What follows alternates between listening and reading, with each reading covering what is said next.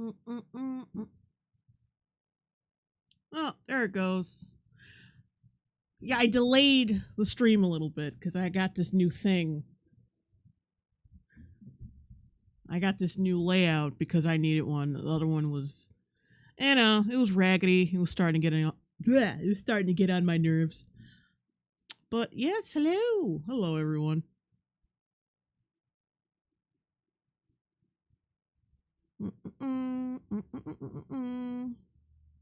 Hang on though. I gotta tweak some shit. Okay, there we go. Dusty Molasses. Oh, Jay, this looks so good. Thank you. Thank God, only spent like nearly $6 on it. So, and I modified it a little bit because I needed to. I wanted a little section for like in case I bring in someone from Discord. So,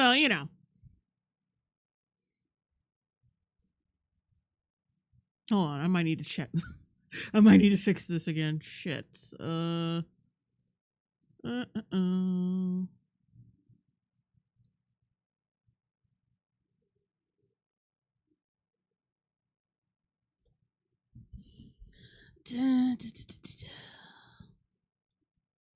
Okay, never mind.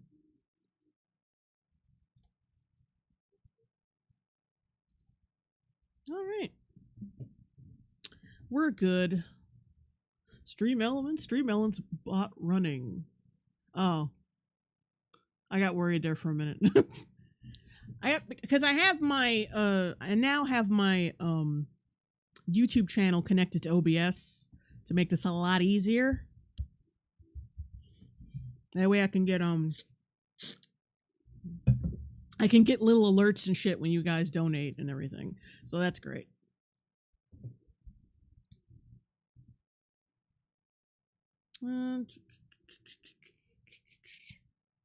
Dusty Molasses monochrome vaporwave looking pretty sick.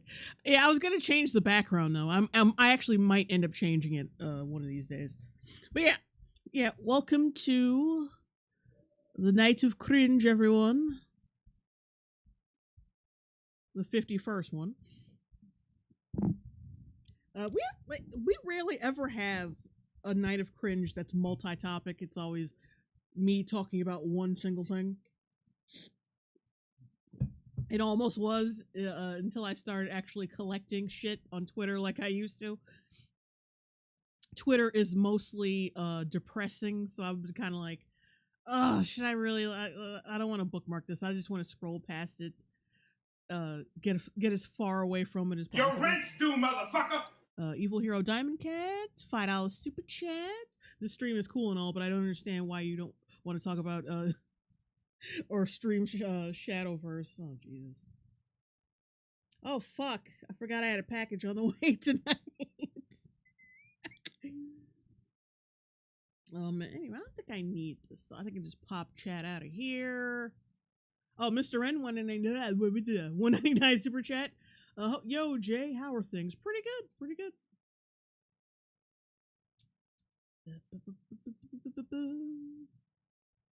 Oh wait, it's not showing it. God damn it! I might as well just use my phone then. Grand Dark Fang, $2 super chat. Perfect. Perfect. The stream to listen to at the gym. You sure you want to disturb your gym time with this bullshit? Dreamy, not dreamy. Lamau, that sound. Oh yeah, I should explain. I have like little alerts when you guys send a super chat, become a member, subscribe, blah blah, and they're all sound bites from Coming to America. They're all sound bites from that the landlord character. So just let you know if you want to hear it again. Dr. Dipshit's House of Memes, $5 super chat. These people are newborn babies, and reality is a pit bull named Lucy. Your rent's due, motherfucker! Was that the all? Yeah. Oh yeah. Okay, that was already his super chat because it's just popping up now. Oh. Okay, let's get your rent's due, motherfucker. Let me get this set up on my phone. So I thought I'd be able to pop out the chat and go back and forth on OBS, but It's Your not, rent's it's not due, letting me. motherfucker. It usually counts as 2 different OBS windows, but it's only counting as one, which is weird. Dr. Dipshit's House of Memes, volume up, please. Whose volume? Is it mine? See, I always turn the volume. See, that's what I get out. See, this is what I hate about this microphone sometimes. I get outmaxed on the fucking mic, and I'm forced to turn it down. And then it gets too low on you guys' end. So, like, it's weird. Okay.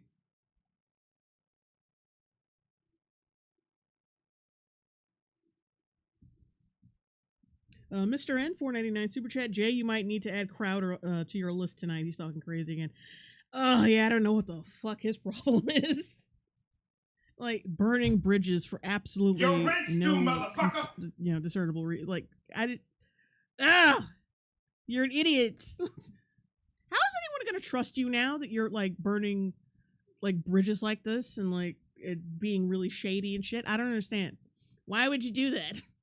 But anyway. Yeah, let's get to it before I get derailed again.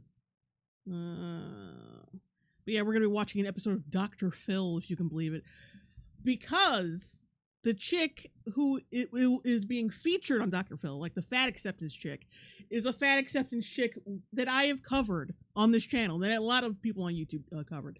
You know, it's a chick with the crazy eyes, with the yellow dress on and shit. That chick, the redhead. Yeah, apparently she made it to Dr. Phil, like the greatest show on earth, the greatest circus on not just in general on TV, but on YouTube. People are always commentating on episodes of his show, so I don't understand that. Dumpster Dits, JLongbone is actually J-Lo. God, I wish I had that J-Lo money. Shit.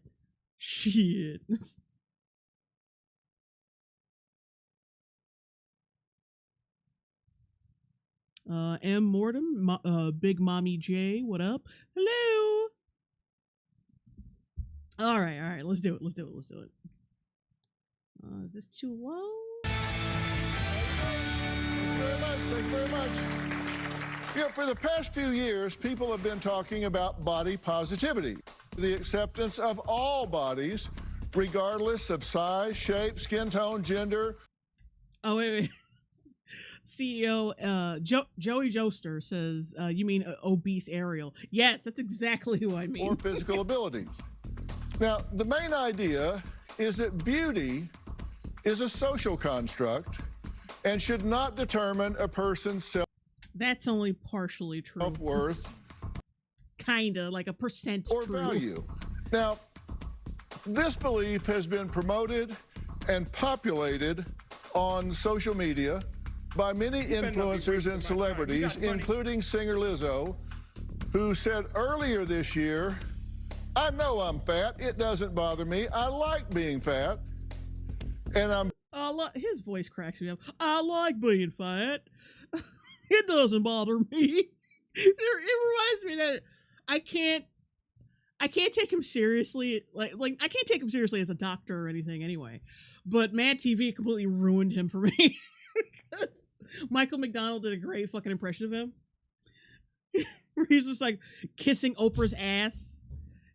And they're in some like fucking weird cucky relationship. It's weird. Absolutely, Oprah. And thank you, Oprah. Your rent's due, motherfucker. It's great. It's great stuff. I miss Mad TV. Mr. N, $4.99 super chat. You mean the favorite brand of butter girl is back? Oh yes. That's exactly who we're talking about. Beautiful and I'm healthy, so can we move on? But there are critics who say we can't move on because fat is not fit, and the body positivity movement contributes to the obesity crisis by dissuading people from improving their health. Well, yeah, exactly, 100%. Jawan Bates, $5 super chat. Hey, Jay, love the She-Hulk reviews. Looking chocolatey as usual. Oh, thank you. Now, let's start off with... Why is this... This is what kills me about his show, right?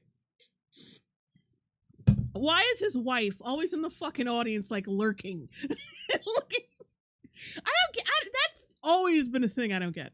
Lexi, just weird. And her husband Will, who support the body positive movement and say they accept and love themselves just the way they are. I've struggled with my weight and my body image my entire life. She used to be thin? Oh God, I'm actually shocked. Kids bullied me for my weight, but I always shrugged it off, thinking, oh, well, they're just like mean kids. When I was 10, my Your rent's due, motherfucker! She looked insane back then. And didn't I know it?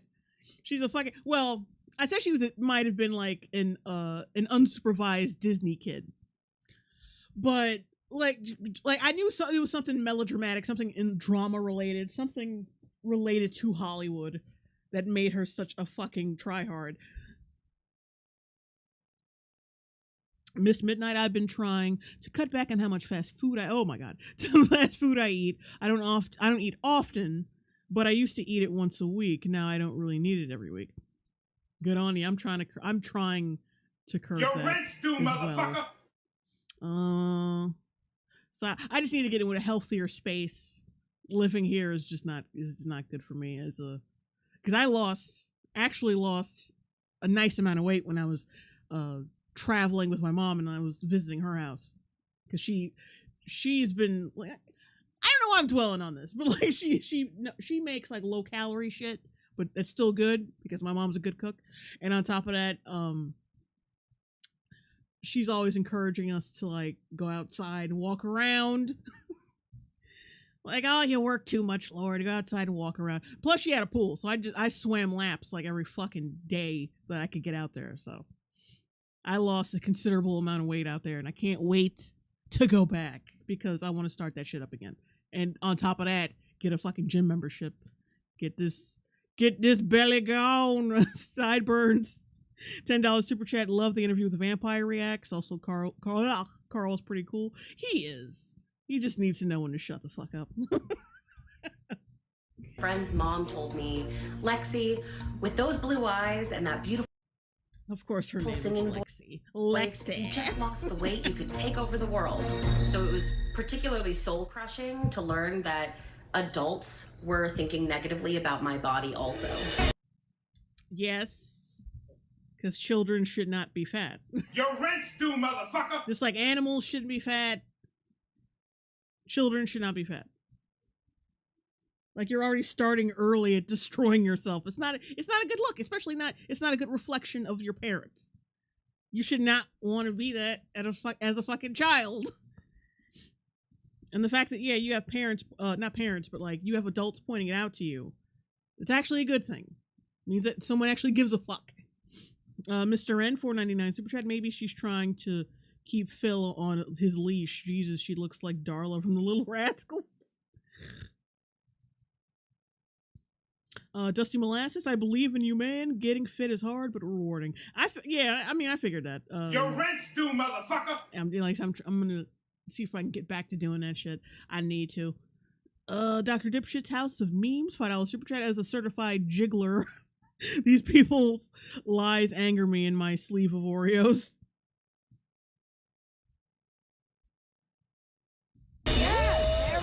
My journey to accepting myself was gradual. I've really made peace with my body.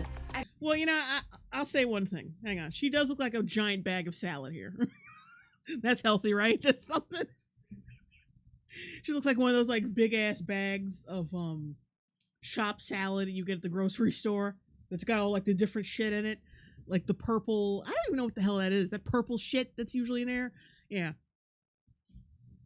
Journey to accepting myself was gradual. I've really made peace with my body. I started creating content for Instagram about 4 years ago to document my own self-acceptance and body confidence journey. One of the most common troll comments I receive is that I'm promoting obesity. So many people seem to feel entitled to a fat person's personal business. Because you put your personal business out there. You literally, that is literally your goal. That's why you're on this. Like, don't pretend like that's not why you're on this show. I don't promote obesity, even though I'm here saying that I am proud of my fat body. I pose in the fatty stuff and like, come on. Like, I would be fine with you bitches if you were just fucking honest. No, I would be fine. Excuse me. Because admitting it would be just as bad, if not worse. But I would respect your hustle more if you just say, yeah, I'm trying to normalize it. Yeah. Dumpster Dits, $2 super chat. Lexi. But yeah, I wouldn't be so harsh on you bitches if you were just fucking honest. Like, yeah, I'm trying to normalize it. I'm a scumbag. Yeah. At least anorexics, the people who do that pro-ana shit, they know what they're doing.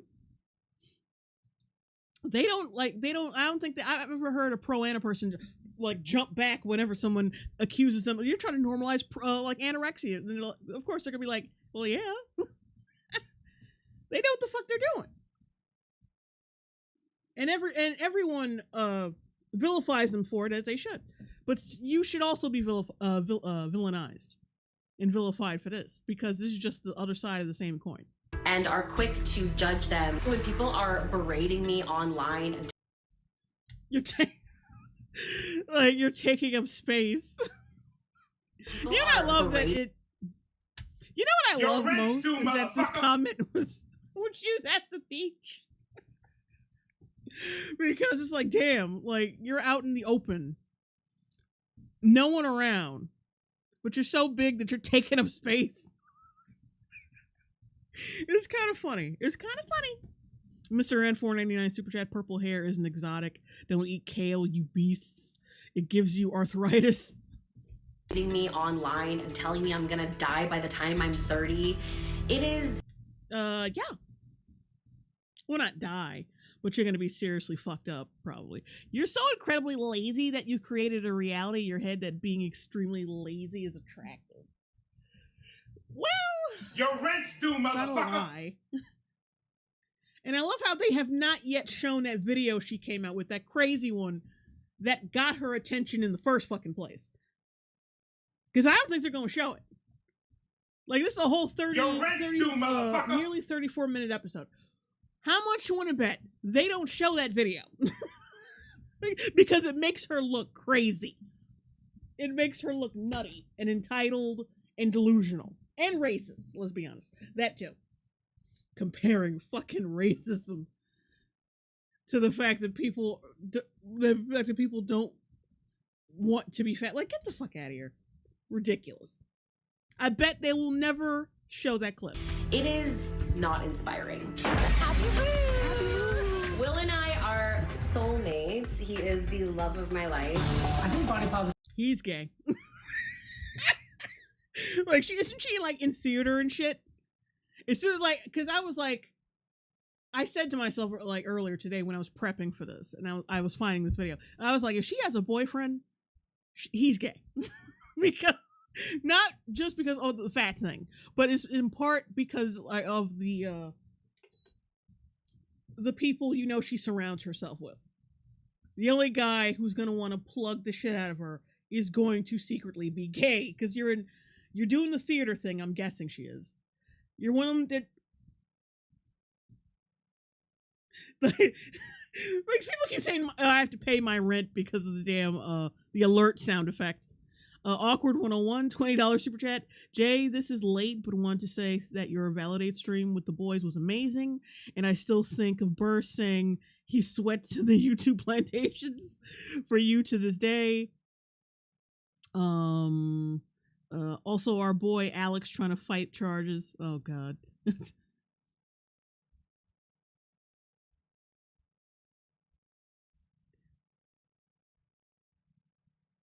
Aqua Puppy, stop insulting gay men. Your rent's due, I'm not motherfucker. saying. Like, she's a good beard. Like, she's really pretty in the face.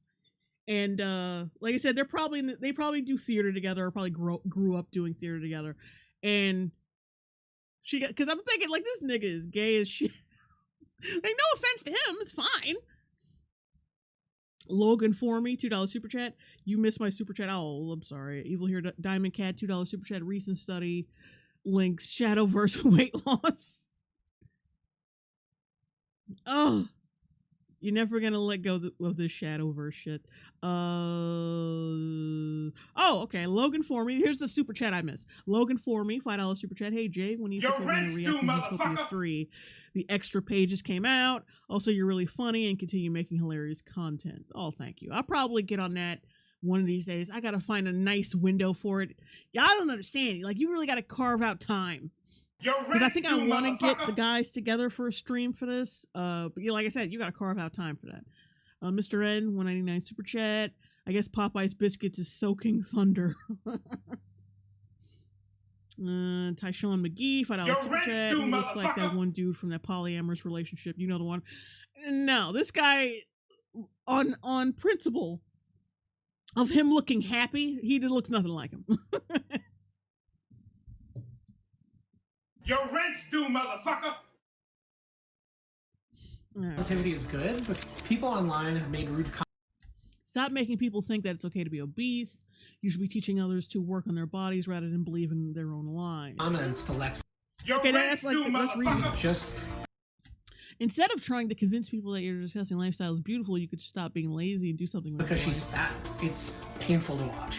I respect her tenacity, her fight, and her vigor. Sure, they're not related. Like, yeah, I know you're gay, but I'm gonna. Her face is so like, yeah, I know you're gay, but I'm gonna ride this till the wheels fall off. My gravy train with biscuit wheels. I hope that people can just. Yeah, he is gay. Come on, bro. I just get that vibe from this dude. He's gotta be loving gay. myself the way that I am and feel inspired to love themselves the same way. Lexi, Will, thank you for being here. Thank you for having us. What's your Us meaning her, because she's two different people. definition of body positivity? My definition of body positivity is pretty simple. It's self-acceptance, radical self-acceptance, regardless of whether you're as healthy as you'd like to be, or whether you love how you look, or maybe sometimes you don't. It's the belief that no matter how you feel in that moment, you know that you are deserving of good things and respect and dignity. Okay. Deserving of good things, except a working heart. Except working heart, knees, working lungs. No, those good things you do not deserve. A long, healthy life that you will lead until you're around, like, I don't know, 75, 80 years old. Those things you do not deserve. But you do deserve to get piped by a gay man, act delusional on Instagram. Those things are great. Like, living that life, so fulfilling. Mackie Sky, $2 super chat notification, a little annoying, yelling over chats. Let's turn that down just a little bit, even though I don't think it's up that high. Grand Dark Fang, $5 super chat. She says us because, much like Bob Chipman, she has enough weight for two people. I just made that joke. I'm gonna turn it down halfway. It should be fine now.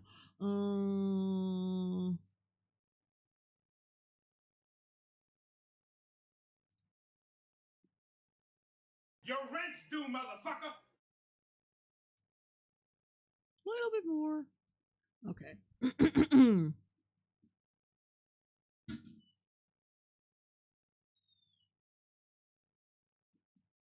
Oh, awkward 101. Chat, how much for Jay and Carl to go on Dr. Phil and clown him? Hey, how many of you, just by a show of hands, would support what she's just saying with her definition? Okay, how many of you would? Mostly women, of course. Oh, mostly fucking women. And that one guy in the back who's probably married to say, that chick. I got a problem with that. Okay, a couple of wafflers. Okay. I'm raising my hand because I got a problem with that. All right. G. You would Do you define G. it pretty much the same way? I would say so, yeah. Okay. Then I got a problem with both of you two. So you're in We can trouble. work it out, Yeah, I think. I bet. We can work it out. It's so fucking phony. God, I hate that phony shit. Especially when you know you're No, wrong. here's my problem. See, I think we, in this society, I think we have always Hang on. Juwan Bates, $2 super chat. Yeah, he got that cock off 3 Your times. rent's due, motherfucker. Oh. confused body image with self-image. I think they vary together and should not. We have a good body image, our self-image goes up. We have a poor body image, then our self-image tends to go down. That shouldn't be the way it is. Would you agree? I agree that how you view your body shouldn't be the only thing that makes you feel good about yourself. That's what I think body positivity helps with.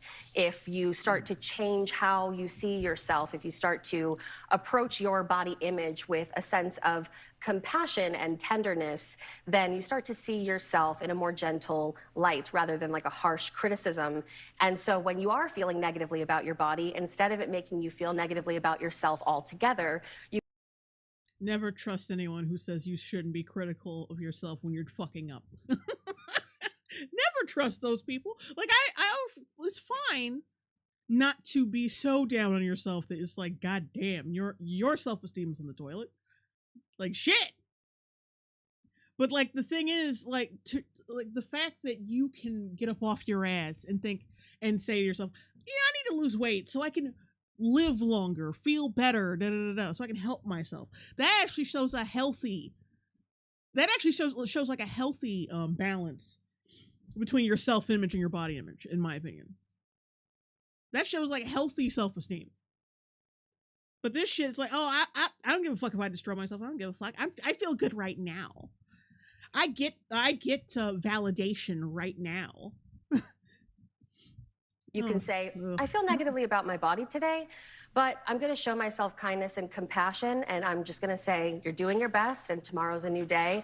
And then that way you kind of lift up your entire self-image. See, you're contradicting yourself then. You're saying, I don't like my body image, I'm just accepting it, and I'll do better tomorrow. Like a fucking...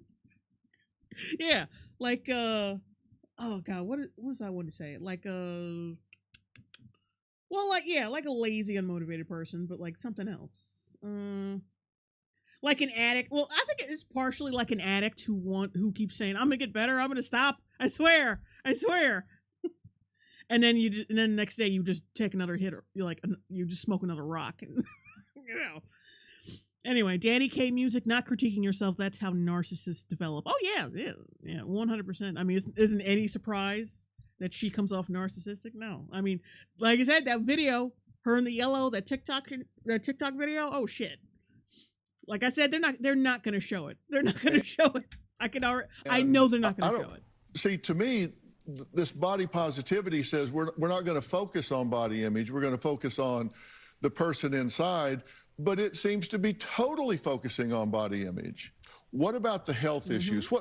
I think most of the critics about this focus on the fact that by seeming to celebrate the body, not your worth, not your value, but to celebrate the body, you're ignoring the health risks. The whole point of fat acceptance.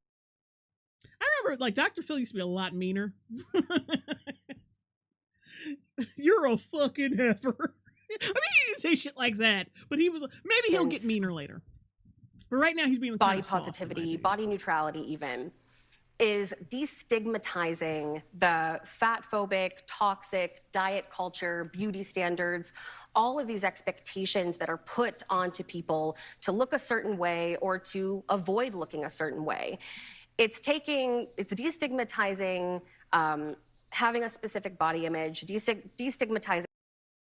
But yeah, you're ignoring those health risks again. like, why are you trying to not look a certain way? No, it's not like I'm trying to not look a certain way. I'm not trying to have my heart give out at 35. That's what I'm trying not to do. I'm trying to be able to run for a foot without heaving up a lung. That's what I'm trying to do. And you can like lie to yourself and say, "Oh, I don't have any health issues because of my weight." I'm fine. I don't have like weird heartburn spats when I eat shit that I was perfectly fine with eating when I was in my 20s. Like, nah. Fatness. That's a lie. It is putting an individual's personal experience and their personal journey to the forefront. Stop saying journey. Their personal journey. Fern, $5 super chat. Love the Gotham High read-through. Great editing and cast. Turn one if not the worst things ever made into great entertainment. Also plushie when, oh god, don't you need a designer for that? I mean, I have an idea in my head of what I want it to look like, but you know. Oogly Boogly, $7.99 super chat just joined, and I see Chunky Violet Violet Beauregard preaching body positivity. Outstanding. Sentient DLDO, he's too scared of being eaten by her, you know, Dr. Phil. That's why he's being soft on her. He's afraid to be eaten by her. Diet Culture, Greyhound. Oh, God. Yeah, the kickstand on my phone is getting weaker. Oh, it's getting weaker. Miss Sparkles, is she the TikTok chick? Yes, she is. Yes, she is. Mr. N, $9.99 super chat. Princess's boyfriend reminds of a penniless grifter that's trying to to get their to promote their pyramid scheme. Sad thing is, he looks like a former friend of mine. Oh God. Not applicable. $2 super chat. She looks like an earlier species fictional darling. Oh. Mizu, hey man, sorry, god damn it. Y'all got these long ass names. Like, I'm used to just like reading it for one line. Dusty Molasses, hey man, hit me up if you want a design. Well, all right. Enoch, $10 super chat. Hey Jay, this is my first time super chat, and I just wanted to say I love your channel and your beauty. I thought it was just gonna say and your beauty, and then, but no, he's talking about my Beauty and the Beast review. Your Beauty and the Beast review is still my favorite to this day. Keep up the good work. Thank you. Evil Hero Diamond Cat, $2 super chat. Any plans on revisiting Validate?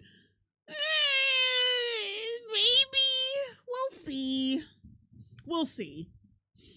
I gotta cause playing that game is can be mind numbing. Because fat people get lumped into this stereotype where people assume a lot about their habits and their lifestyle and their past. And body positivity, part of that is saying, you eat a lot of food and now you're fat. Yow. It's a stereotype for a reason, because that's usually what happens for people to get fat. It's what happens. Now I will say though, not every fat person, not every fat person. There are like two different types of fat people. Fat people who will just fucking eat anything. Those are the motherfuckers you see on My 600-Pound Life and shit, who are damn near a ton. But then there are fat people who just they have shit they like that they eat a whole fucking lot of. That's the category I'm in, and I'm sure she's in. Then again, she has a lot of self-delusion, so who knows? She might be going a little bit more towards the My 600-Pound Life motherfuckers. Joey Joester, hey, out of curiosity, when will the Velma and 365 Days React be coming out? I saw you on Twitter that you're making them. The Velma one, that should be out soonish, because I'm still working on that. I got derailed a couple times because I was working on getting this stream started, and I was doing some other shit. I had to do some other shit like a day ago that kept me from editing.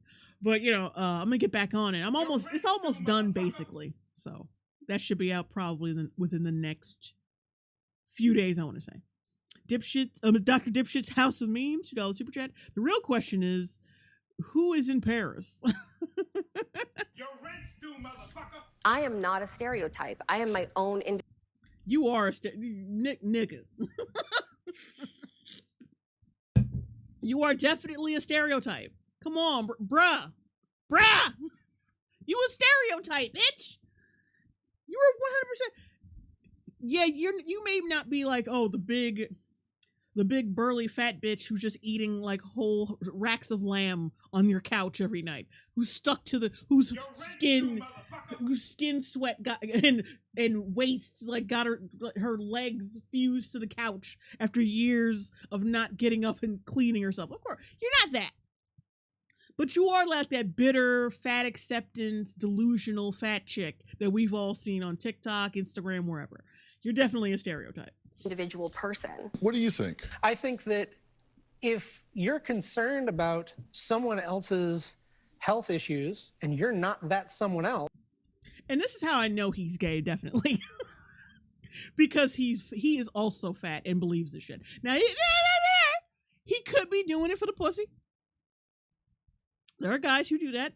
But if he genuinely believes this shit, he's definitely gay.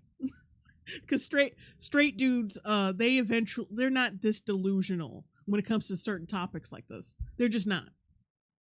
They're not, like, because they have been treated a certain way by people in society for being fat, and they don't have the luxury of being this fucking delusional. Now, if he's doing it because he wants to keep her, I get it. I mean, I don't condone it, but I get it. Like, guy, penis. But but if he genuinely believes this with or without her, he's gay. He's gay. He's gay. Wolf's Pain, $5 super chat. Just glad it's the TikTok girl and not the Stay Puft Marshmallow Man. That was the Roots woman. Oh yeah. Still remember that. Still remember the ATK on black men for mixed couples. Oh yeah, that yeah. That was some of my finest work. Mr. N, $4.99 super chat. Speaking of body positivity, did you ever watch those trans Jurassic Park videos I sent you? Wait, what? Trans Jurassic Park? I don't know. You have to refresh my memory on that. You might have to link me again, because sometimes I don't read my DMs. And I would have remembered some shit like that.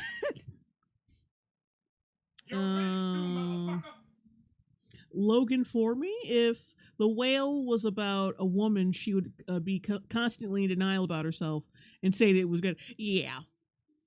Dusty Molasses, or maybe he's bi. Yeah, that could also be a possibility.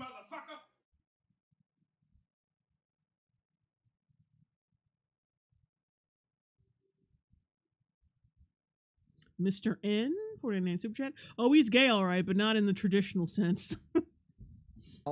Then you don't really have a dog in that fight. If you look at the way that fat people are treated, if you look at my experience and her experience and the other experiences of fat people, I can't say that I've ever seen someone who says that they're concerned about my health actually treat me like they're concerned about it. And if I might jump in, I think what it really boils down to is that you and your girlfriend are assholes about it.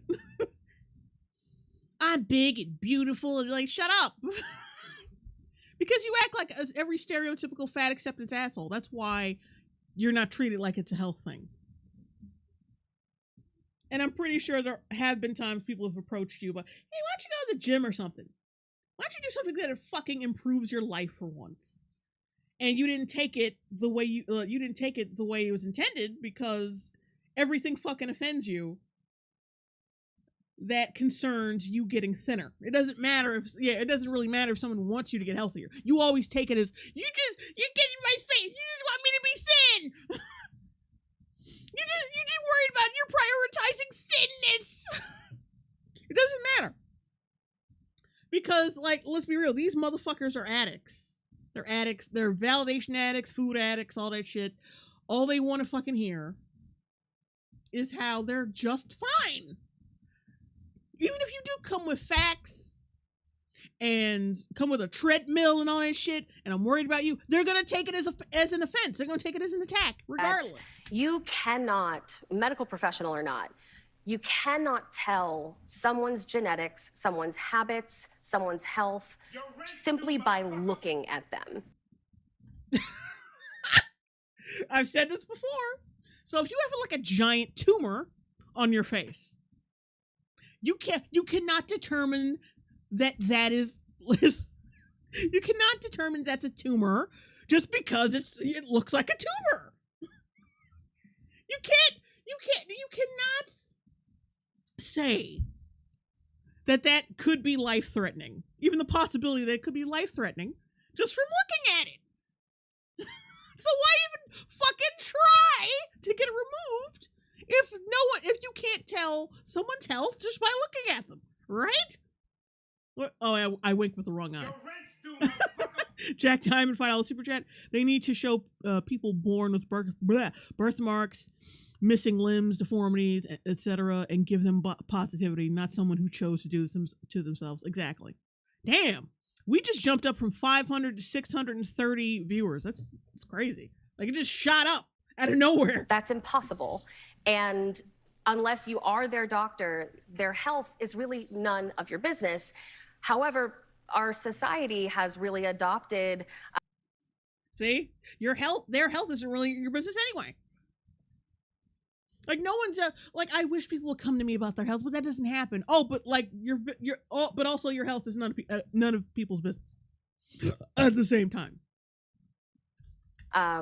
This idea that if a person is fat, they're automatically unhealthy or at risk of becoming unhealthy very soon.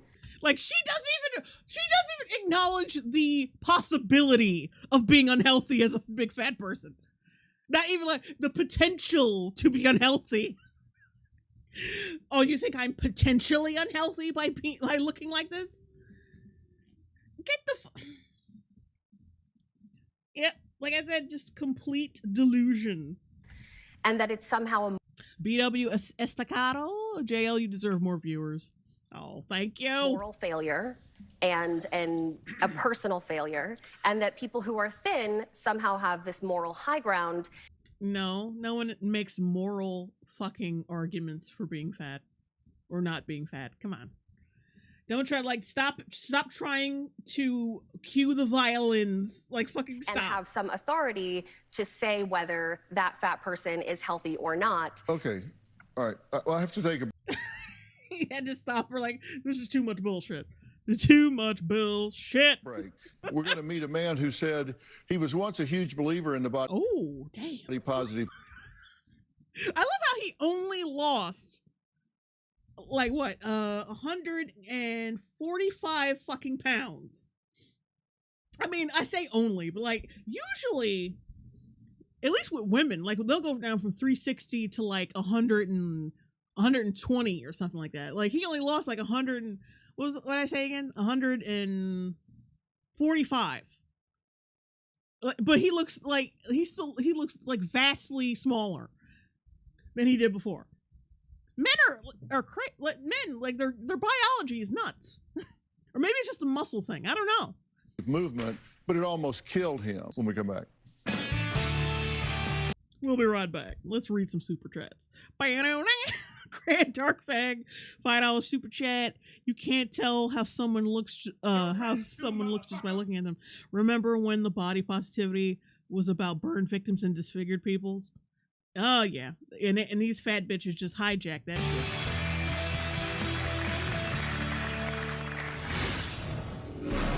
And you've had people say traitor. You know, Yeah. You've quit Yeah. on them, right? Because you're fat, you have people that are attacking you. I get it. Like, yeah, he was more impressive in that picture. Now he looks so young now. I was there. I know. Meet the curvy surfer girls. These full-figured women are changing the face of surfing, showing they can hang 10 just like anyone else. They probably just, like, Your rent's due, motherfucker. they probably pick the weakest waves to ride. Meanwhile, you got surfers who are thin, muscular, and in shape. They always ride, like, the biggest fucking waves. They going real fast and shit. And you look at these bitches, like, they're, like, kind of just, like, sliding down water. It's like a modest water slide, almost. Like, yeah, okay. I don't think that's the same thing. Gigamongo Fanta, $5 super chat. She be looking at them double stuffed Oreos parroting Mrs. Piggy singing, didn't I do it for you? Here right now. Love your stuff, Jay. Keep you being you, boo. Thank you. Joey Joester. Ariel after Halle Bailey replaced her.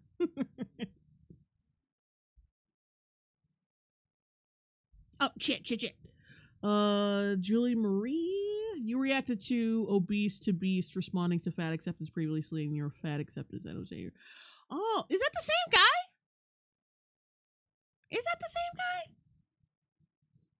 Tyler Castro, I would love to see them doing extreme surfing and see how well it turns out. This is weak shit. I've seen surfing that's been way crazier than that.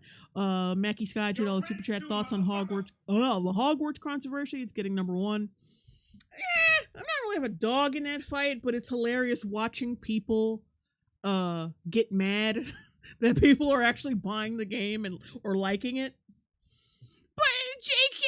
Rowling is like, who gives a fuck? Who gives a fuck? She'll be making residuals on Harry Potter until she dies. There's no point in you getting mad. There's no point in you trying to derail her life or anyone else's because she's making his money. It's like, stop. Oh, Dr. Dipshit's House of Memes has joined. Hello. Welcome to the party. Yvonne Solomon. Oh, damn. This was Obese to Beast before he went all weird. Oh. For years, we've never seen our body types represented in larger surf culture. Oh, shut up. Maybe it's because y'all are fucking lazy. And surfing has a lot to do with altitude. Not altitude. It has a lot to do with gravity. And, being small enough to to stay on the board. And I wanted to do something to change that. And so now we're owning our body and we're getting rid of that shame. Look at them. Oh my God. Did you see that shit? They fucking slick. They didn't even try to crop that nigga out the shot. Look at me surfing. Big and surfing. And then watch. And then there's a guy right there just coasting along forward. Look at him. Let's go back a little bit. Oh. Hang on. No, I actually have to go forward. Shit. Oh, come on. There. Okay, there we go. Look, see how he's just casually moving forward.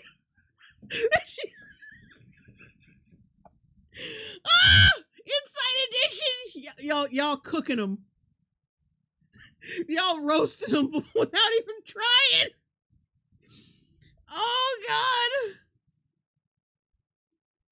Oh. Giga Mongo Fanta, $2 super chat. On this episode of Whale Wars, be like.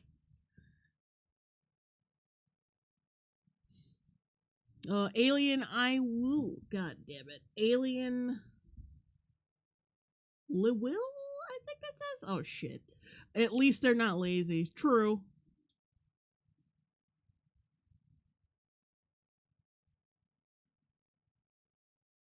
Oh, Dusty Molasses Man, has anyone seen Obese to Beast video crying about how Michelle Daniel, fitness YouTuber, saying she didn't understand Demi's they them pronouns? Oh God. Oh no. Oh no.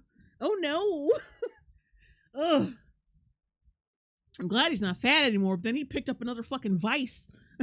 Being the social justice warrior. No. Anyway.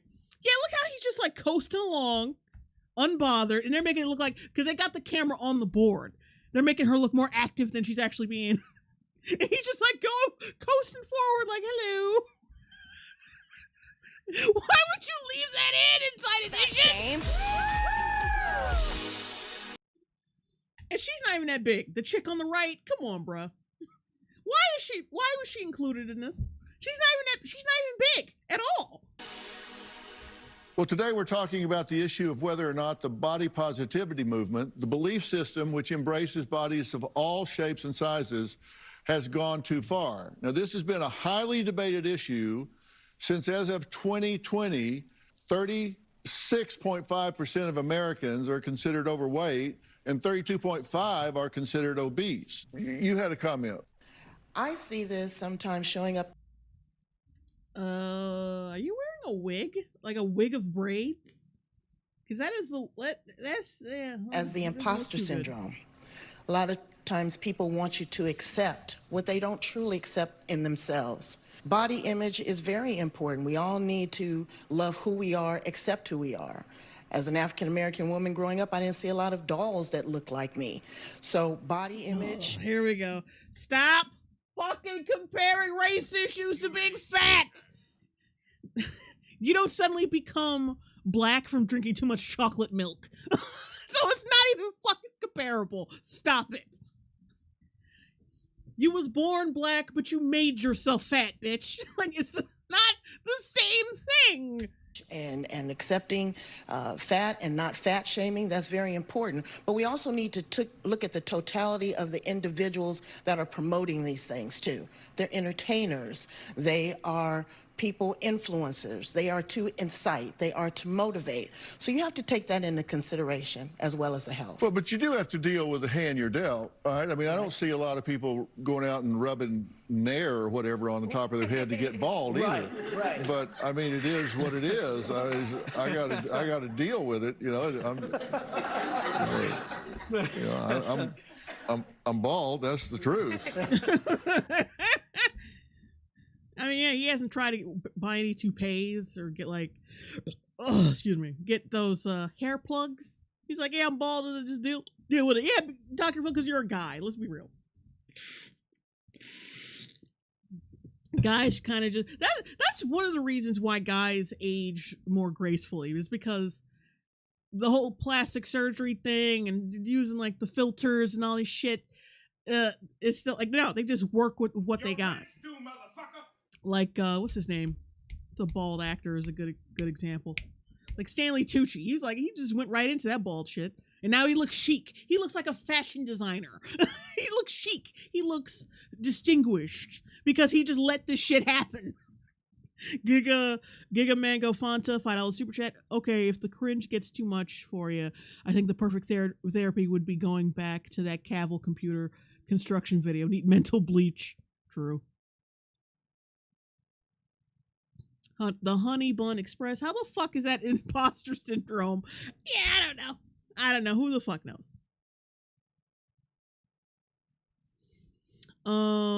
Dusty Molasses. Sometimes the bald look is way better than having patchy hair. Yeah. My next guest, John, says he also believed in the body positivity movement until it almost killed. Yeah, he's less attractive now that I know that he goes nuts about pronouns. He got way less attractive. Damn. Josh Kelsey, $20 super chat. Thank you. Take a look at this. At 20 years old, I was at my heaviest weight of 360 pounds. I was really afraid that I was going to, die really, really soon. I decided that I wanted to change my life. I have lost about 180 pounds overall, and I've been able to keep that weight off for about 10 years now. I actually started to document my journey on Instagram as well as YouTube. I want to make it very clear. It was rough. I also don't believe that losing weight is obviously a bad thing and that you should be shunned for it or made fun of, or in my case, I'm called fat phobic because I've lost weight. I've been called an X-fat because I've lost... An X-fat. He got that X-fat weight. Damn it! I tried to do that properly, and it ended up sounding weird as soon as I said it. I've had a lot of people be very angry at me because I advocate for others that want to lose weight. Ideal beauty standard, no. I am here to say, if you do want to lose weight, I believe in you. I believe you can do it. It is very hard. I mean, I'm not surprised. He's probably harping on about pronouns now. He's got a nose ring. He's got 2 nose rings, which is weird. That's gotta feel fucking weird on a day-to-day basis. But it's worthwhile, and me losing the weight has been one of the best things I've ever done in my entire life. Well, John, welcome. Yeah, I thought he was hot until I got a close look at him, and now he just looks like a really swole, what's his name? What's that actor's name? Ooh, what's that motherfucker's name? Spider-Man. The kid who plays Spider-Man. He looks like a swole version of that. And that's just... It's really hard to lose weight, right? Yeah, it was one of the hardest things I've ever done, yeah. How much did you lose total? 180 pounds. That's a whole other person. Yeah. Right? And so I want to clap, but I can't because consider that's yourself healthier? fatphobic. Yeah, I mean, I would consider myself healthier, yeah. there are people that have done what you've done, lost weight. There are celebrities that have done it, Adele, Rebel Wilson, Jonah Hill, that get criticized for losing weight. And you've had people say traitor, you know, Yeah. Jonah Hill wasn't criticized for losing weight because he's a guy. He's not because fat dudes don't represent anybody except themselves. They're not held to that fucking standard by women or anybody, because women and guys don't fucking, you got to represent the fat bros, man. Otherwise you're a traitor. Like, they don't do that. Like, so throwing Jonah Hill in there is just like, nah. You've quit on him, right? With weight loss, I think a lot of people see it as, like they were talking about, some sort of moral success, right? And I can understand how you guys feel, being, just feeling like because you're fat, you have people that are attacking you regardless of what you believe, regardless. I get it. I was there. I know what it's like. And so I think you guys are doing a great job, by the way. But I have dealt with that. I have dealt with people upset with me, upset with my name on Instagram, Obese the Beast. And it's frustrating because at the end of the day, what I care about and what I preach is I want people to be happy and I want people to be healthy. And if someone wants to lose weight, if someone wants to go down that path, I think they should be, hopefully do it in a healthy way, but they should have ways to do that and not be made to feel bad about wanting to do that, because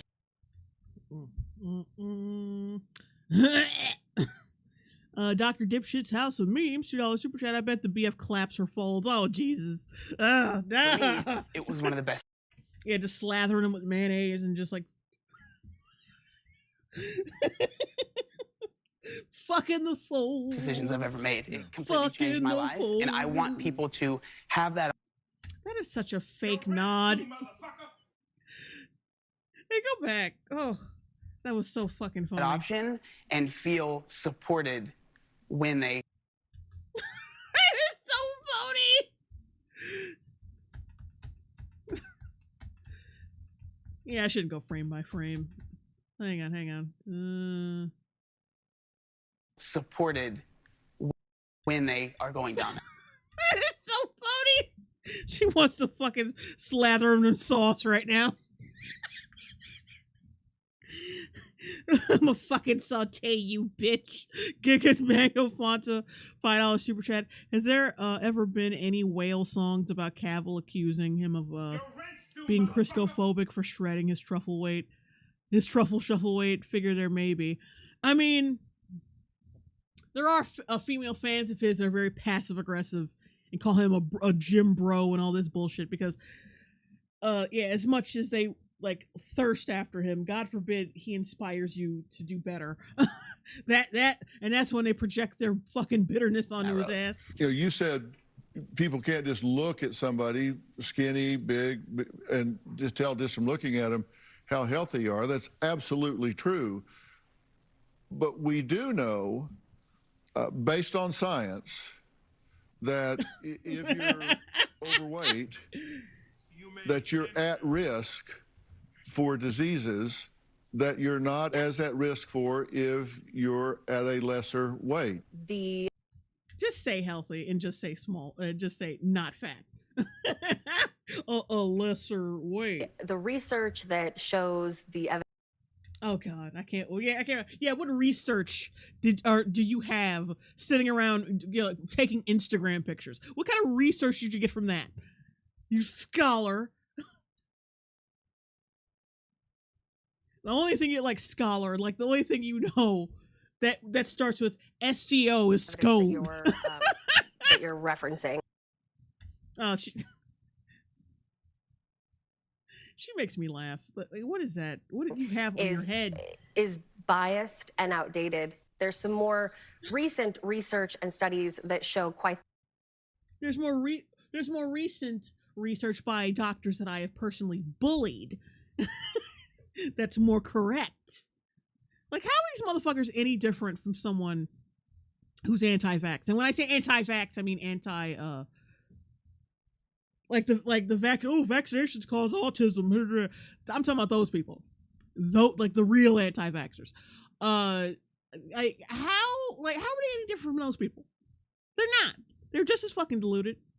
Mr. N 999 super chat. YouTube removed the NOC stream, the specific stream featuring the pretentious pink fat boy talking about shipping, and I mentioned how the T community reclaimed both Jurassic Park and Godzilla as trans. What the fuck?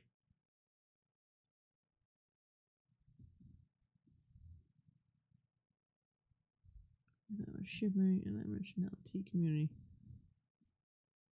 reclaimed both Jurassic Park and... Huh. God damn it.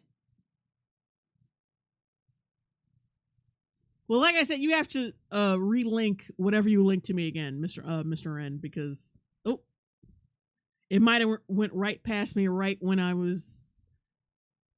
wasn't reading like my DMs that much. Mr. N 499 super chat. Phil should be one to talk. He's been packing folds since 1983, and he ain't getting any thinner.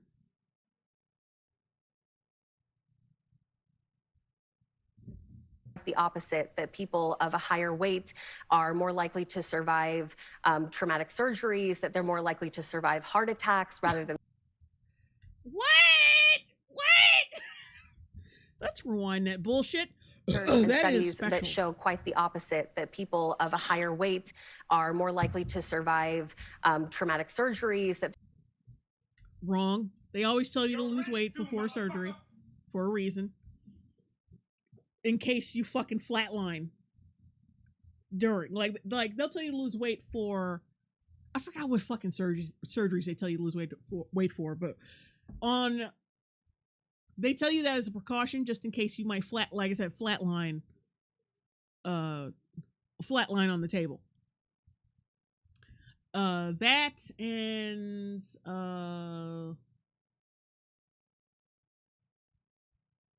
but they tell you that some people will, if you are too big.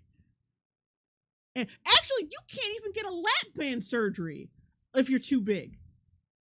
There's actually been cases of that. Like if you're too big for a lap band, there are people who are too big for a weight loss surgery. So they have to lose weight before they get the surgery to lose weight. So what she's saying is bullshit. they're more likely to survive heart attacks rather than their thin counterparts. Bull shit. Where are you getting this from? Where'd you get this from? Not applicable, $2 super chat. It's at least possible vax are bad, fat is never good. Hang on a second. Someone's...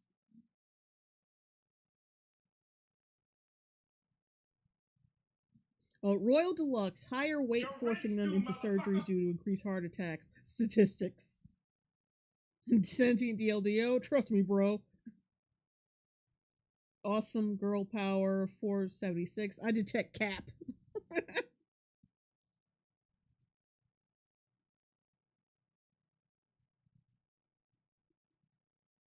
Autistic screeching. They are more likely to survive mass famines, but that's it. There was someone who said something about like building up a resistance to heart attacks because you're fat means that you can survive heart attacks better. I forgot who that was, but whoever you are, thanks for that comment. Suffering the same ailments. And I know that you must not have read what I have read. Oh God, are you really look, Dr. Phil isn't... I don't consider him a legit doctor, but like you have to fucking proceed under the assumption that he is a doctor. I mean, he has come out with weight loss books and all this shit. So proceed under the assumption that he is. How the fuck you gonna sit here lecturing people about shit they clearly know more about than you? You just sit around making like Instagrams. I don't believe for a minute that you've researched this shit. Giga Mango Fanta, $2 super chat. She be looking like a female. Wings of Redemption. Not gonna lie, Jesus Christ.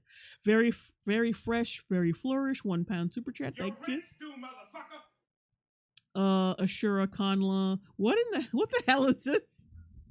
Oh, just wait. Or else you would feel differently. Wow. Can a person actually be both fat and fit? We're going to meet a doctor and a nutritionist. Pretty sure they're up on the data, who will help answer that question we've been debating today. Right after the break. I wasn't. Hold on, let's go back to that face she just made. Answer that. I wasn't told that I'd be going against people who know things. I should only be going against like thin social media influencers, not people with degrees. That's not fair. Arturo Vegas, $5 super chat. She read those bogus studies off a Twinkies box.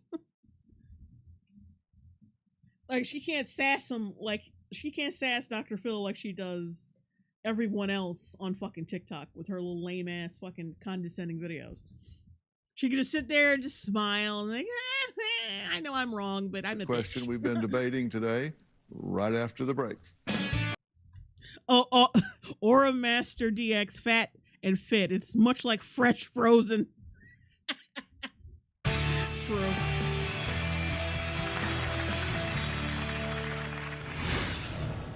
Sometimes the CAT scan table wouldn't be able to support their weight. We couldn't actually move. Look at these fucking click-clacks. They're so fucking angry that they have to listen to a doctor.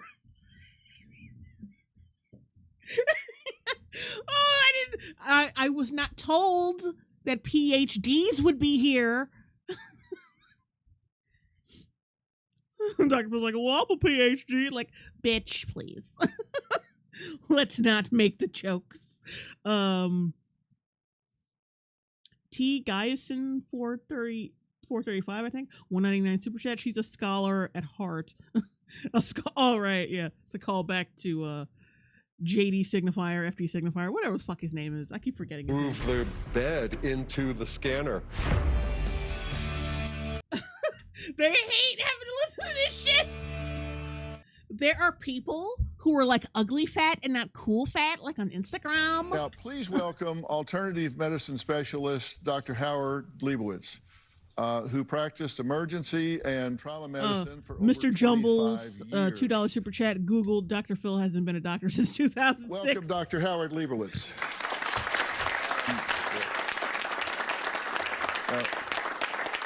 Full disclosure, we're friends. We've known each other for a long time. It's good to see you again, Doc.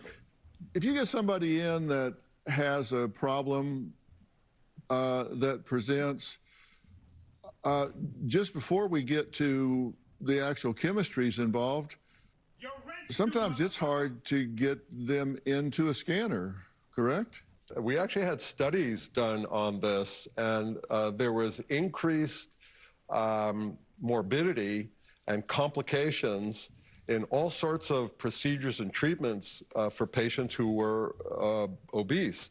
Sometimes the CAT scan table wouldn't be able to support their weight. The gear wheels wouldn't move. We couldn't actually move. What does he know? He's a Jew.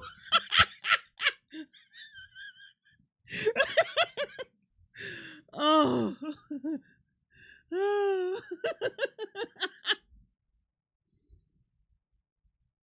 Oh.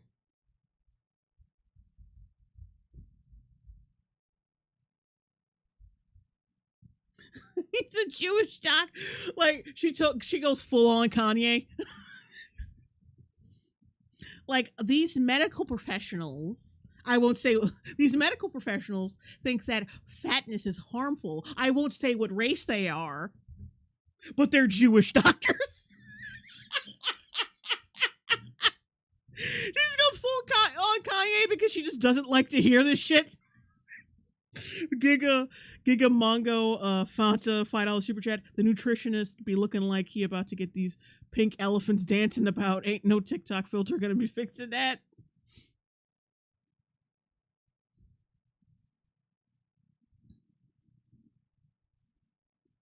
Move the bed into the scanner, and then doing procedures, trying to get IV access, God forbid there's a cardiac arrest. It's working on these patients, very large, very, very heavy patients, had its own set of difficulties and complications that made their end results not as favorable. There's a longitudinal study that from Oxford University that indicates that obese patients, 50 pounds, for example, it on average takes 3 years off of their lifespan. Morbidly obese people, category 3, 100 pounds or more, can take as much as 10 years off of their lifespan. It's actually comparable to smoking.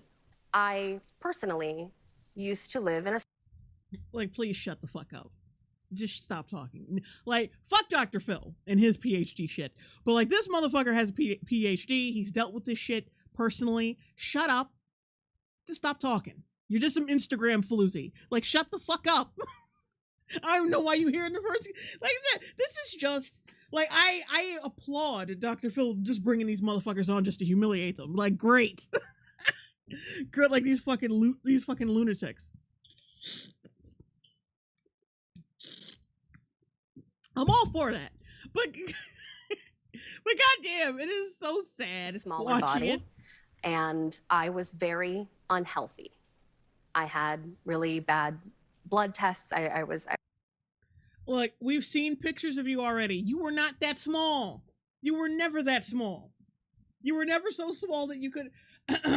you were never... Like, I saw, like, the pictures of you from before. You weren't that damn small. Personally, used to live in a smaller body, and I was very unhealthy. I had really bad blood tests. I was vitamin deficient. You can be vitamin deficient and fat as well. Just because you're fat doesn't suddenly mean your vitamins up now. Oh yeah, I was very small and vitamin deficient. Clearly, now that I'm fucking huge, I am no longer vitamin deficient. No, that ain't how it works. You can still be vitamin deficient and fat. I don't know what fucking point you're trying to make here. And yeah, that should say a lot about you. The fact that you're vitamin deficient, even thin, means there's something wrong with you. I'm sorry, but are you trying to, like, bust us out?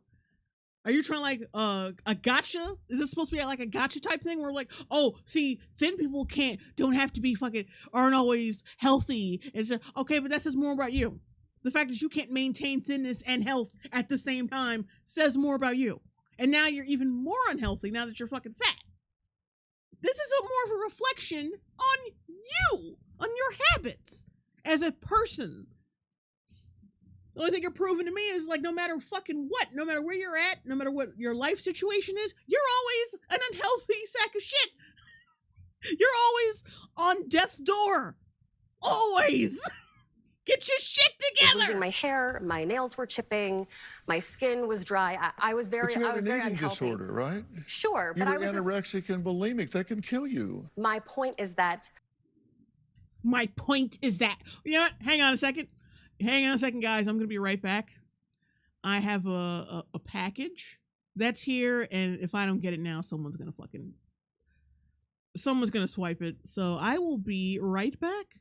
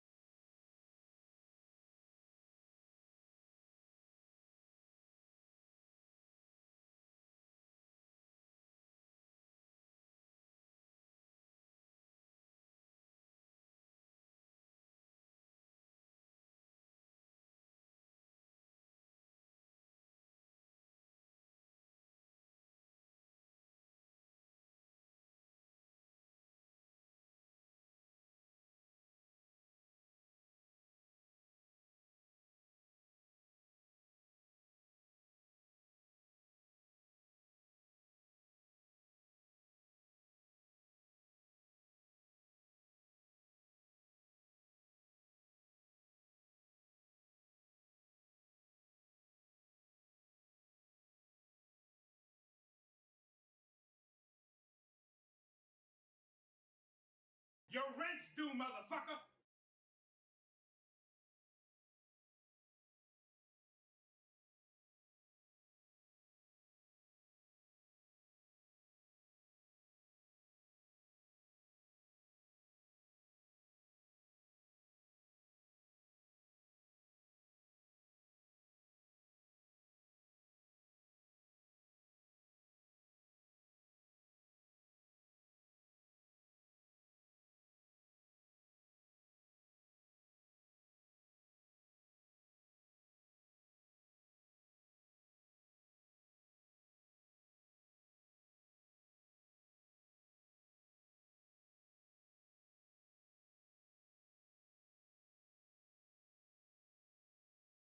Your rent's due, motherfucker.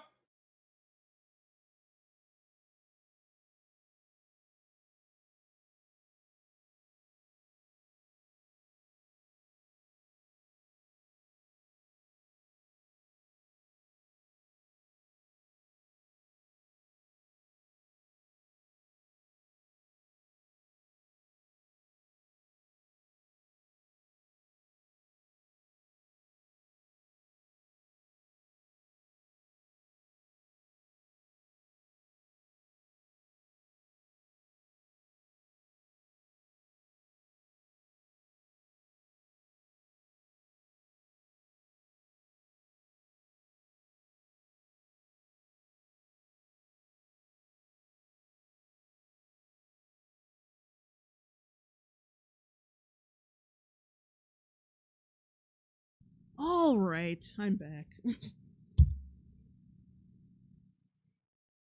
Yeah, they put it right at the front door. And that got me worried, so I had to go out and get it. Shit.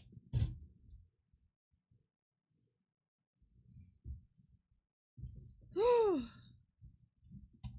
right, all right.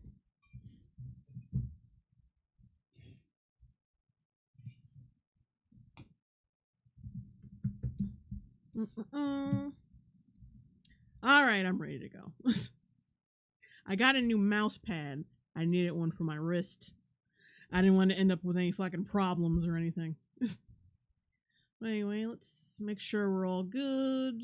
Looks like we are. When I'm talking about fat positivity, and when I'm talking about not being able to look at someone and instantly know their medical history, this is what I'm talking about. You don't know if the 400-pound person you're looking at used to be 500 pounds. You Well, I could have been losing weight. I could have lost some weight. See, now you're making excuses. Now you're well, you don't know if they actually are losing weight, but I thought you said losing. I thought you didn't like the idea of someone needing to be smaller than they are. Now suddenly it's like, oh well, I could have been losing weight. They could have been losing weight if they want. Like, no. You don't know if the 290-pound person you're looking at before you used to have an eating disorder and is now so much healthier. Oh, Tyler Castro says still. Did the mouse pad survive? Because UPS be crazy sometimes with the package. Now this came straight from Amazon. I think it came straight from one of their facilities or whatever. So I guess it was fine. But they just threw the shit in all that shit in the bag in a one bag instead of a box. So it's a little a little weird. Oh snakes, damn! That time without her talking was kind of nice. Make her stop, Jay. Than before. Would you agree that being obese or being morbidly obese puts you at risk for diseases at a higher level than if you were at a lesser weight and everything else? Like, stop trying to handhold this bitch. Just go in. Like, I remember Dr. Phil used to go in on people. You're softballing it. Just go in on her. Puts you at risk for diseases at a higher level. Like, he's talking slow, like he's talking to a fucking dog or something. Like he's trying to calm a dog down. But so like he used to go in on people. Stop softballing. Just go in. Than if you were at a lesser weight and everything else was constant. I would disagree with you from my personal experience and from what I know. I was unhealthy at a smaller weight, so I gotta be fat, basically, is her rationale. I was unhealthy at a smaller weight, so, you know, I just can't go back to that. Or maybe you should just start eating normally. Because it seems like I said before, fat or thin, it seems like she doesn't know how to eat normally. Period. She doesn't know how to keep her fucking, she doesn't know how to not be vitamin deficient. That's a you problem, bitch. But you can be thin and unhealthy. How does that excuse anything? That doesn't excuse shit. Working in the body positivity movement for the past few years and hearing other people's accounts. So you would reject the science based on I am not rejecting science. Yes, you are. I love these motherfuckers because they're stupid, but they also care. They're stupid, they're narcissists and all that, but because they're narcissists, they care desperately about what people think of them. They still don't want to look stupid. So, like, they're, I'm not denying science. I'm not doing it. Like, no, yes, you are. Yes, you are. You just sat here and said, well, fat people can survive heart attacks more than their thinner cat. Like, stop it. Stop it. I don't think, and I'm sure she's one of those motherfuckers who thinks that weight does not define health. Like, just because, I think she has said that, but just because I'm 500 pounds doesn't mean I'm gonna die. Like, come on. Because the science. Oh, and her face. Ooh, she is such a. She's got this like layer of rage underneath the surface. Like, you saw that in the video we talked about that I did on her. Like, you saw it. She's got she's underneath. She's boiling with rage. She's boiling. She boils like pea soup. Reject the science based on. I am not rejecting science. I am challenging. Yeah, that anger, bitch. She's about to eat this whole room. Says that you are 7 times higher risk. Sir Clueless, I'm going to bed. Stay cool, chat. Good night, for diabetes, certain kinds of cancer, sleep apnea, 6 times higher for high blood pressure, 4 times higher for arthritis, 3 times higher for asthma. That you're higher risk for high cholesterol, inflammation, coronary artery disease, and if you have high blood pressure, you're 200 to 300%. And then she just starts smiling because she got nothing else. She's a fucking influencer. Like, when life just goes wrong, just start smiling like a fucking psycho. I mean, she's not smiling like a psycho here. She's smiling like she wants to fry him like chicken. More at risk for a stroke. I have none of those issues. Oh, number 1, you could be lying. Number 2, outliers don't count. Who gives a fuck? No, nobody. Nobody gives a fuck. If you personally, well, I don't have diabetes. I don't have diabetes. Like, diabetes runs in my family. So does heart disease and all this shit, but I don't have it. But guess what? I still have other problems. Like they're not that big. They're not that bad because I'm not like so fat that I have to fucking eat everything all the time. But I still have problems. Like, I still have I still got I get the little heartburn problem. Like, shit that I used to eat in my 20s and that was just like fine. I get heartburn from now. You can't tell me that has nothing to do with my fucking weight. Shushi 199 super chat. Someone going on Dr. Phil to keep relevancy. Yeah, basically. I guess I'm betting she lost a lot of fucking subscribers or followers or whatever from that crazy video. I have no indicators of those issues being anywhere on the horizon. But you were vitamin deficient years ago. And keep in mind, like, the only time I was vitamin deficient was when I was thin. I don't fucking believe you. Don't fucking believe it. Because at one time you were fucking fat.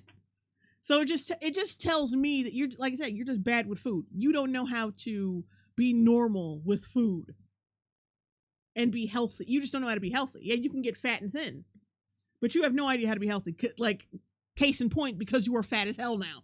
I am perfectly healthy. Even if I weren't, I'm obviously still entitled to dignity and respect. No one's saying you're not. You're trying to start the violence. You're trying to get people to feel sorry for you. It's like, no, I don't. I really no. Like I said, that video, you see how they have yet to show that video. I don't think it's ever gonna happen. If they do, that means they saved the best for last, and that was strategic as hell. But yeah, I wouldn't be surprised if they never showed it. Not applicable. $2 super chat. I'm only 60 pounds overweight and have 2 to 3 major issues. I mean, yeah, it does depend on, like family shit. Like if something's running in your family or whatever, or your tolerance for certain things. But yeah, regardless, if you're fat, you're gonna have some fucking complications. If you overweight, obese, whatever, you're gonna have some complications from that shit. Vash Stampede, $5 super chat. Hey, missed this place. Good to see you're still asking on cringe, or I'm guessing that was a typo. I don't know. Asking on cringe. Also, this girl is a science denier. She can't deal with fat. Lost 100 pounds myself. Oh shit! Good. Congratulations on that. You're saying I don't deserve dignity. Like, shut the fuck up. Like, shut up. Nobody's saying you're not a human being because you're fat. Get the fuck out of here. Like I said, that's just that violin shit. That's all. Which is my main pillar of belief and what I talk about most often. Despite what Dr. Phil is just like, oh god. Like, are you out of your damn mind? Are you fucking retarded? Wait, like Cletus from The Simpsons. Are you some kind of moron? Shoshi 499 super chat. Also, she looks pretty familiar.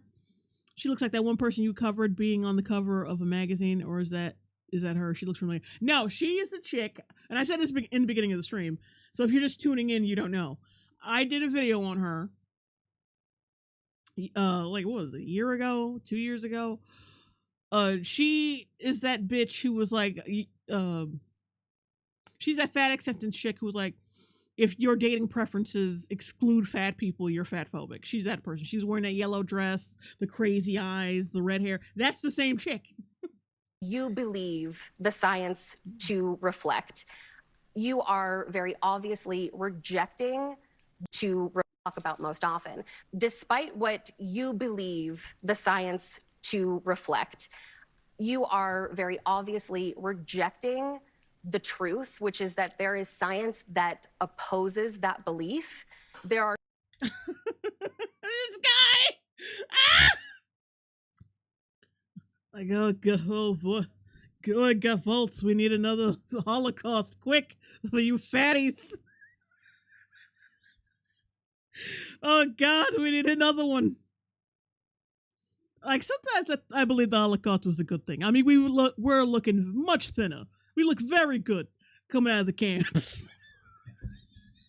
I think we need to do that for some of you bitches. I think we just need, just get you on some hamster, like get you in some camps, get on some hamster wheels. Just saying. Are so many scientists and so. Also, yeah, cite your sources, bitch, because I do not believe you. Cite your sources, and they better not come from otherfucking influencers. Opposes that belief.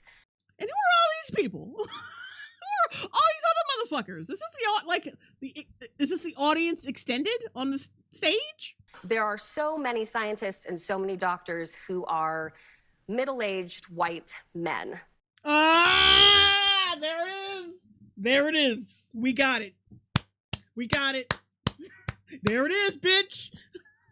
There it fucking is. You're sitting across from a Jew. Like, I know there are white Jews, but like they're still Jews. Because the implication is that they have like that white males in power have this God complex. They don't know about oppression. They can't empathize with anyone who is oppressed. They're completely out of touch with the issues of normal people. You cannot say that, like, yeah, a Jewish person, like, technically, not exactly a person of color, but, like, you cannot fucking say to a Jew that he does not understand discrimination. You a fucking moron. How dare you? Oh my God, Carinian, I'm at my limit. George is getting angry. Here we go with this fucking bullshit. What does race have to do? Like I said before, the fuck? Why the fuck are you bringing race into an argument about fatness? That ain't got nothing to do with nothing. Stop it, you bitch. And my body is very different. Thank you. Not that there's anything wrong with it. Thank you for. There's anything wrong with it. But you white men, you come up with your little theories, you get your little PhDs, and and you tell me that I need to stop support. I need to stop being so big enough to support a suspension bridge, and maybe get all that yellow flesh off my heart so I can live till 40, but you're white males. For calling me middle-aged. Very You're sweet welcome. of you. And I just want to say, because I've been overweight myself, and I know what it's like to be. The metallic blur. Come on, Jay. You know why she's bringing race into this? Yeah, I know. It's like it's all just like cue the violins. Let's tug. We need to tug on heartstrings. We need to guilt people, emotionally manipulate them. All that shit. Be That's mistreated, all that but is. I think what you're saying about the science is very, very dangerous. Since I'm a middle-aged, thank you, white guy that.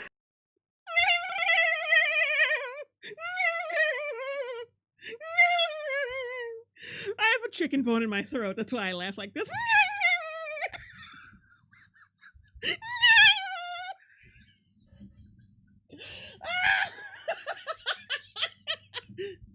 That's actually not even me making those noises. It's like the bone reverberating in my throat. Going up against my jowls. It's like a motocross circuit. Stop it! Oh, God! Oh, I'm hot. Turn off this heat for a minute. Hilarious. There you go. Let's Since go I'm back. a middle-aged, thank you, white guy that doesn't apparently know how to read current research, I would like to talk to a female. I'd like to welcome nutritionist and CEO and owner of ProFit, Kelsey Kaler. Kelsey, thank you for being here. Thank you for having me. Weigh in on this. Oh, but she's a white woman, Phil. She's white and a female. Data is really what matters. And I run lab tests on my clients, so everybody does blood tests. I love how she looked right at her and said that shit. Yeah, like women, we crazy. Not crazy, but like our passive aggressive levels are nuts. Like sometimes women will look you in the face not because they respect you, it's because they're trying to stare you down. They mostly do this to other women, but yeah. I do stool Sometimes in this case, it's a good thing. In this case, it's for good, not evil. testing. And fat is an organ, and it influences inflammation, it influences your hormones, and it puts stress on your organs. And I mean, eventually you're at higher risk of PCOS if you're fat. And if you're fat, it makes PCOS even worse. organs begin to fail. I've talked about this before. And I've seen that over and over on lab testing, and so it's something that we have data to prove. Also, being obese is putting you at risk for all-cause mortality, which is cardiovascular disease, diabetes, and just organ failures, like even the gallbladder is included in that too. Not to mention orthopedic problems, which are huge. What are some of your Like you, bitch. Which are huge. I almost wanted to say it. Like I feel like that word usage was definitely deliberate. He wanted to say even the orthopedic shit is huge. Like you, bitch. Hang on, let's rewind that. I want to hear that. Not to mention orthopedic problems, which are huge. Like you, bitch. Land ho! What are Right. some of your favorite studies that you've read that Favorite study, bitch. I said I worked on this shit. You passive. See, this is the evil passive aggression. Well, just what are the studies you read? No, I've worked on this shit, bitch. aim to research people who are, as you say, obese, so people who are overweight, who don't have organ failure, who don't have orthopedic issues? Stop it with this shit. And I'm betting this bitch is in her 20s, so of course she doesn't really feel the effects. I wish I knew her. Like, I might go back and find out her full name because I want to know how old she is. I mean, someone made a comment that you're gonna die before you're 30, so I'm guessing she's under 30. Because yeah, you're not gonna 100% feel the effects of obesity before you're 30. Like, yeah, because when you're 20s and younger, you feel like a fucking superhero. So you're not really gonna feel the effects of obesity if you're lucky. But then as soon as you hit 30, there's like that shit starts kicking in. It's like, oh, damn it, I gotta lose weight.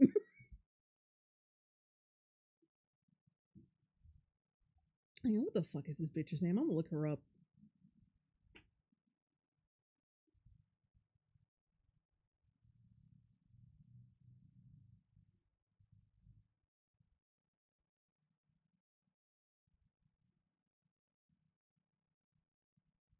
What's her name again? Lexi Nimmo? Is that her? Yep, that's her. Found her. Lexi Nimmo. That's her fucking name. Lexi Nimmo age.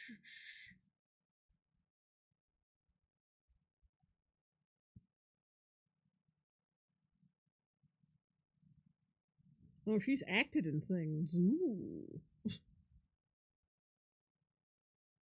Hang on a second.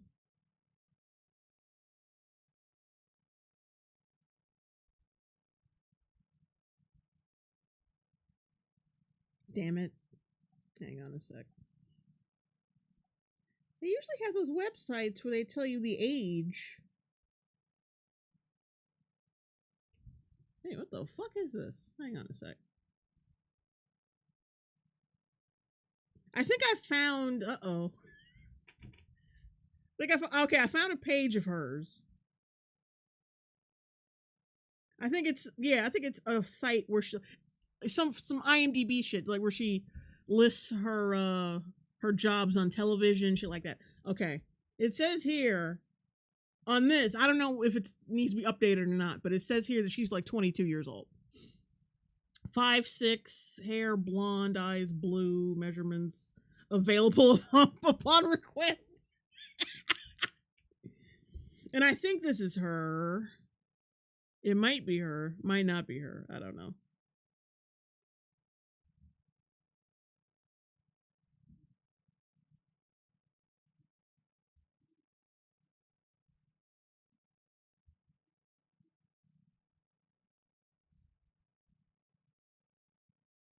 Let's see. Yeah, I think this is her. Yeah, because she did have that hair color before. I'm looking at, going back to her old pictures. Yeah, she's definitely a theater girl, actress, whatever. I mean,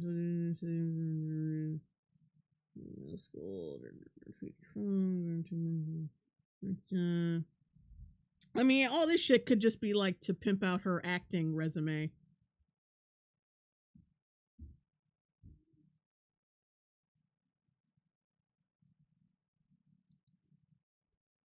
Oh yeah, oh my god, she's got an acting reel, like videos and shit.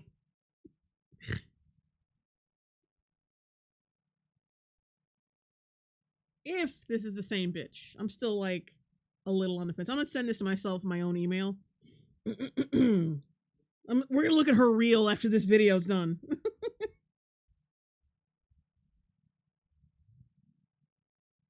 All right, we'll take a little look at it later. Let's get back to it. What are some of your favorite studies and research that you've read exploring healthy fat people? Well, nothing in medicine's 100%. Sure. course. So you're going to look at data and you're going to look at percentages. And when you look at people who are 40, 50 more pounds overweight, the statistics tends to indicate, and this is very well documented, that they run more problems. It doesn't mean that everybody who's overweight is going to have these problems, but the risk is much greater than a person who is at ideal BMI. Body fat is inflammatory. So regardless of how much you have, it is increasing inflammation. And inflammation is the root cause of all disease, regardless of what it is. And so it's important to look at the data in regards to that and really look at, okay, are you insulin resistant? Because insulin resistance can lead to dementia. They're calling dementia type 3 diabetes. And if you're insulin resistant now, then you're setting yourself up for things like dementia in the future too. Well, let me add Cameron to this as well, because Cameron, you're a science and health journalist and have been for 10 years. Does the literature that you review, the science that you review, suggest that being obese and morbidly obese put patients at higher risks for health complications or not? 100%, 100%. And I just want to say, because I've been overweight myself, I have a lot of respect for you guys, and I know what it's like to be mistreated, but I think what you're saying about the science is very, very dangerous. And just to give one example, New England Journal of Medicine, 2017, they tracked 4 million deaths. 60% of them were in obese people. And there's been research done that shows that the bigger you get, the greater your risk for heart disease, for stroke, for diabetes. And the fancy $5 phrase is a dose-response relationship. So the bigger you are, the bigger your risk. So this is All right, being told that I missed some super chats. Shit.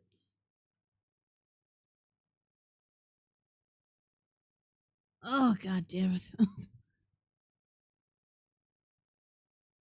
You know what? During the end of the stream, I'm gonna have to go back and find them. God damn it, because I can't scroll up to any earlier super chats to get to it. Damn it. And people should love themselves. They should respect themselves, but they should not carry that into the science to where. But like, why isn't anyone saying, like, if you loved your fucking self, you would make sure you don't die quicker than everyone else. You would make sure your health is in tip-top fucking shape so you can enjoy your time on this fucking planet. But like, no one's saying that. Say the right shit. The risk. That's very, very dangerous. And I've also, though, seen documentation that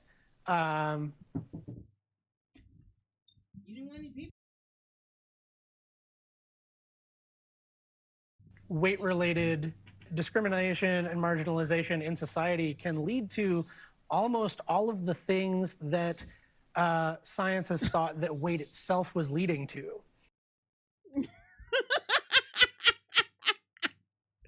Oh, yeah, if you're discriminated against as a fat, that's what's causing heart problems in fat people. That's what's causing all the diabetes and shit, is the fact that we're discriminated against. T King 32, $1 super chat, thank you. Tyler Castro, but Jay, she thinks she's immortal. Yeah, most influencers do. But holy fucking shit, did this nigga just imply that it's discrimination against fat people that's causing all these problems, not the fat? Mark Alcatraz, cope. Yeah, it's massive cope. Massive cope. Mr. Ed, $4.99 super chat. Obesity can lead to dementia too. Yeah, they just said that. Ugh, which is scary for me. I mean, well, actually, there's not really dementia in my family. Yeah. Yeah, they didn't really, that didn't really hit them, thank God. But still, yeah, that's one of the things that does freak me out about that, because I don't know. And so then that opens a conversation of what actually is the motivating factor behind those trends that we're seeing when we do see them. And we also have a huge problem in this country with scientific literacy, which you know, being a science journalist. And so yeah, scientific literacy is just in the toilet. Yeah, case in point. Case in fucking point.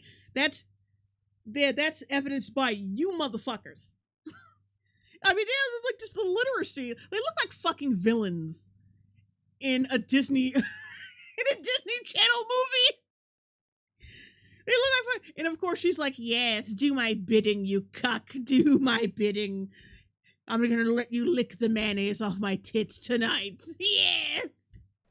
What I think happens when people go through all of the training, like Dr. Phil, you must have spent at least 5 or 6 years at the University of North Texas getting your master's and your PhD.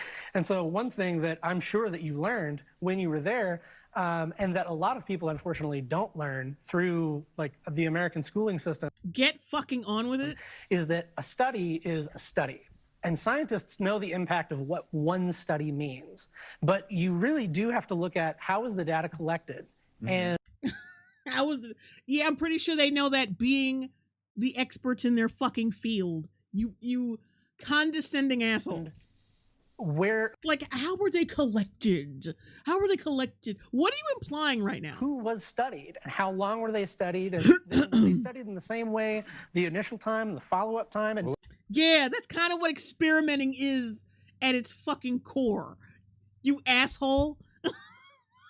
That's kind of what experiment, like, yeah, control groups and all that. Yeah, that's kind of standard in experimenting and coming up with the fucking science to begin with. Oh, I have glasses on, so apparently I'm in the authority of telling you what to fucking do. I stick my dick between her folds, using mayonnaise as lube every fucking night. I think I know a little bit more about this than you. Let me address. Yeah, please shut the fuck up, please. That if I can. Sure. So you have studies from universities all over the world, different populations, different study designs, different lengths of time, and they all will consistently show that being obese is a very serious health risk.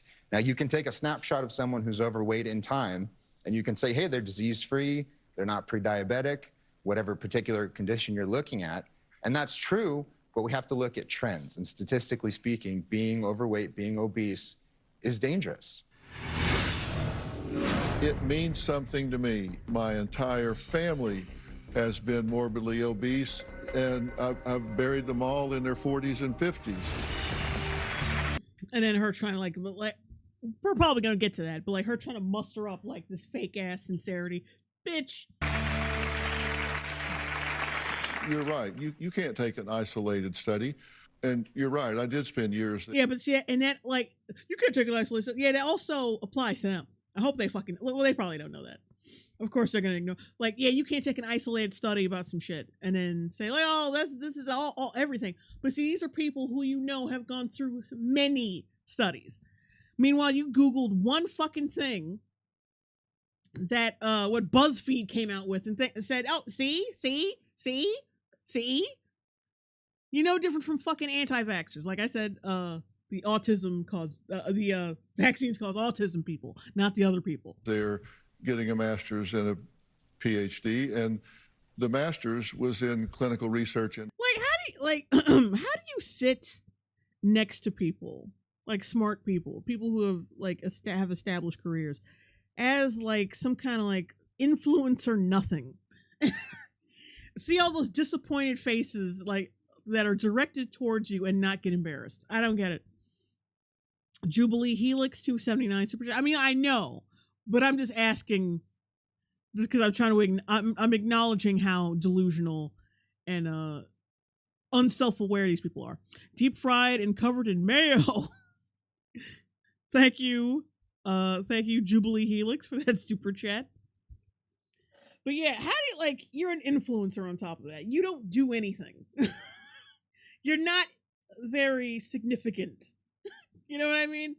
So on top of that, you got like these these accomplished people talking to you about, like, yeah, I know more about this than you because I'm actually in this field doing the damn thing and doing the research. And then be like, well, we know more than you because we take photos on Instagram. So how do you not get embarrassed by that? Like, yeah, I'd love to have that level of, like I said, delusion. I'd love to have that. Because you would to be that delusional, you had to be very privileged to have that delusion. And design. So I do understand how to put together studies, and I do understand that. And this smug bastard, you're sticking your dick in meringue every night. That's the only thing you've accomplished here. While you're also fantasizing about While fantasizing about John Travolta. The size of the because he's a theater kid, study remember. matters, and you can really get a non-representative sample no matter how big it is. Well, and I wasn't being facetious when I brought that up. I thought you would have some knowledge.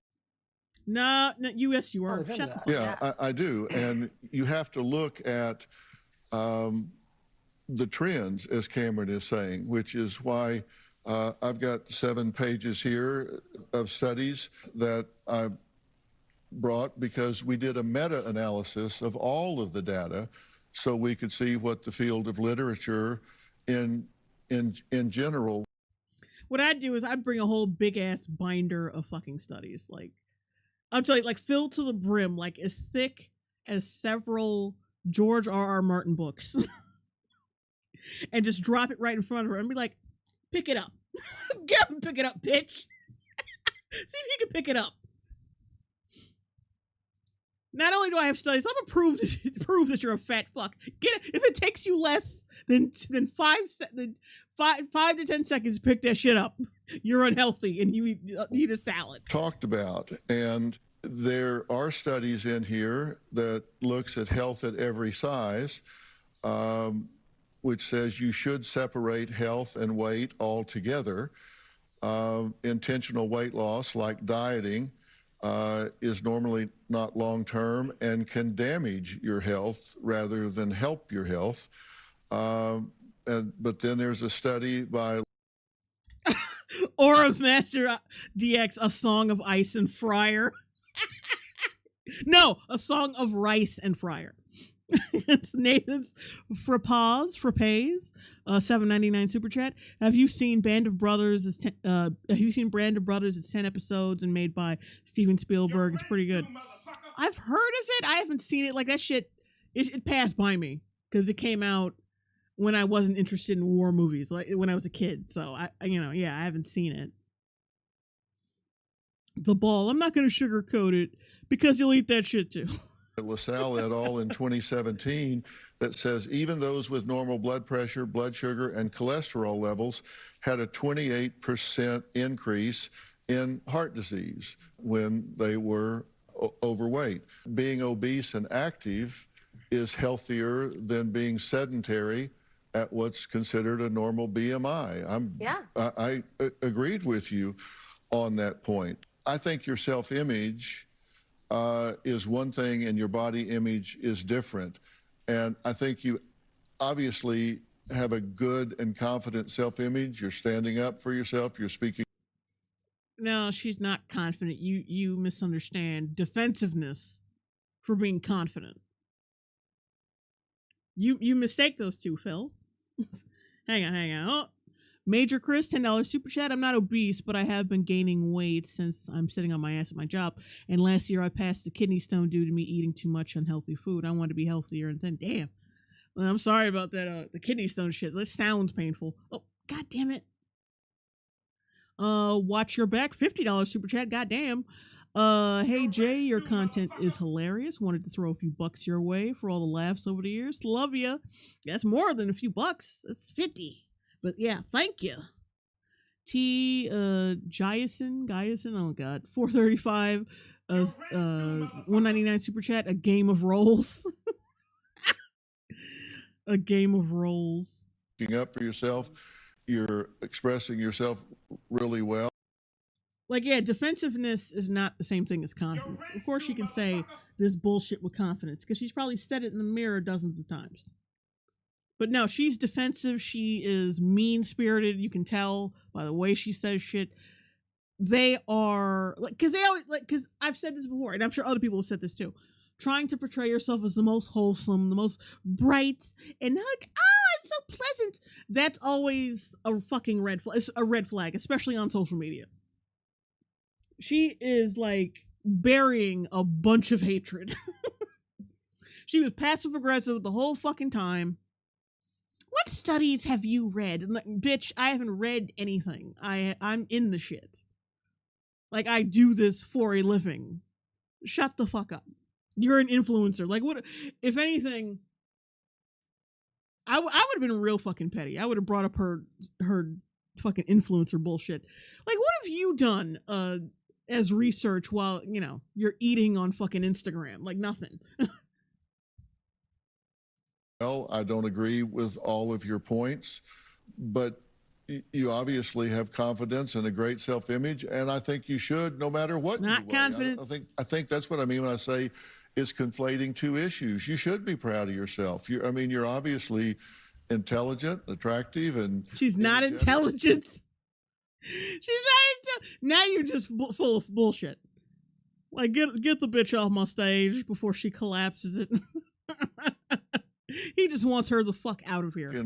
Like, yeah, he's gotten real soft over the years. He used to be like, he used to throw around haymakers and shit. And I thought we were going to get that at first because he was like, yeah, I got a problem with what you two fatties. I got a problem. And then he just kind of softballs it the whole time. It doesn't get through to her, so he just kind of like gives up. Come on, Phil.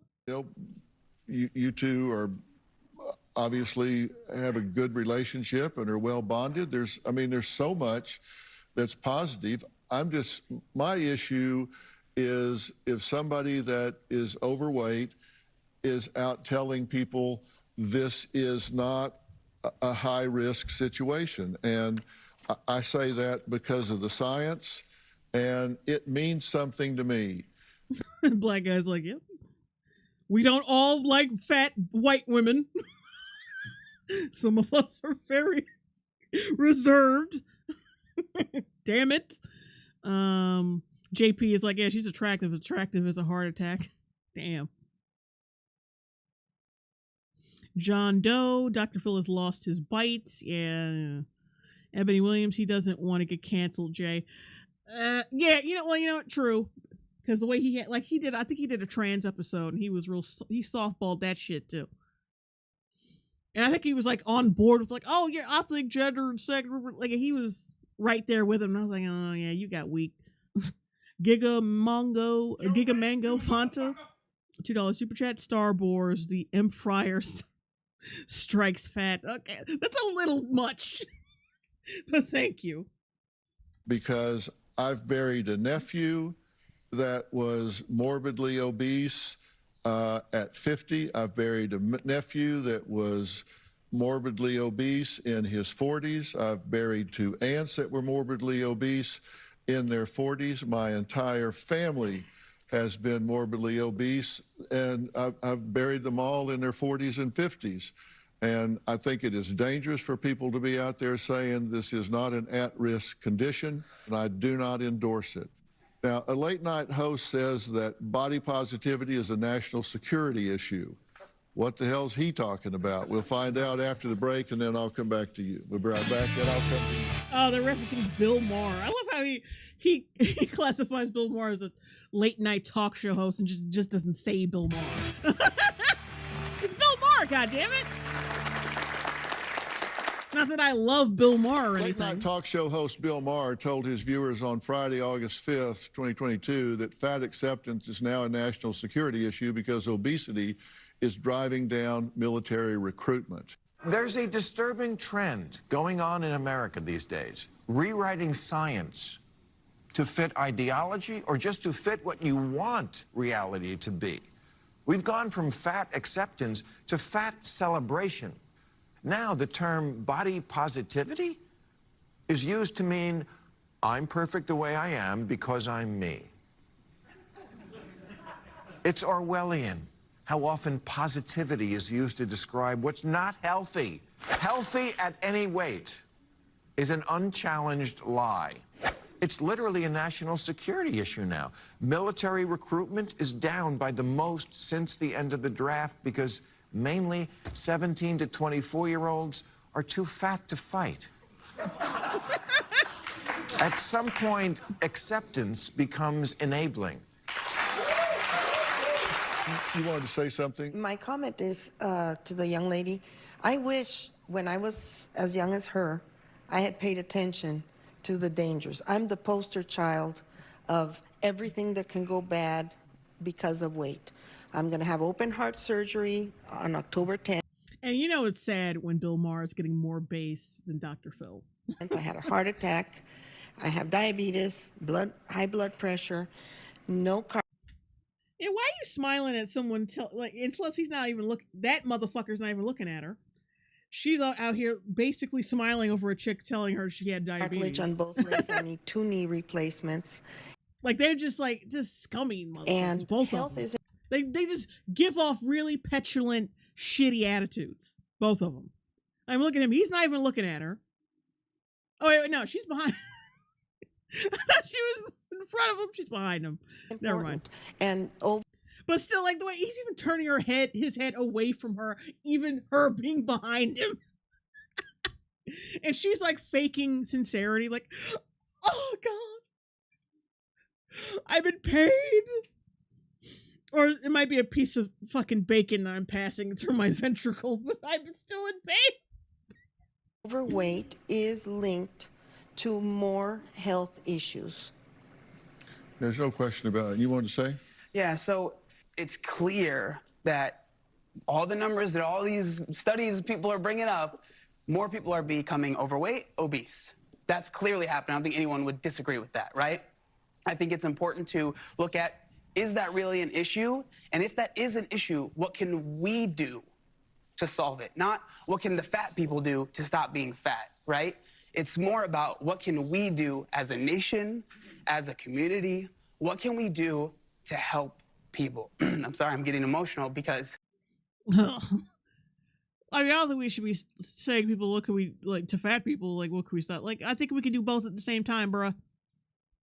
Were you, like, when you came to the conclusion you needed to lose weight, were you like, oh, we need to go with society? Like, no, you did something about it personally. Like, stop it.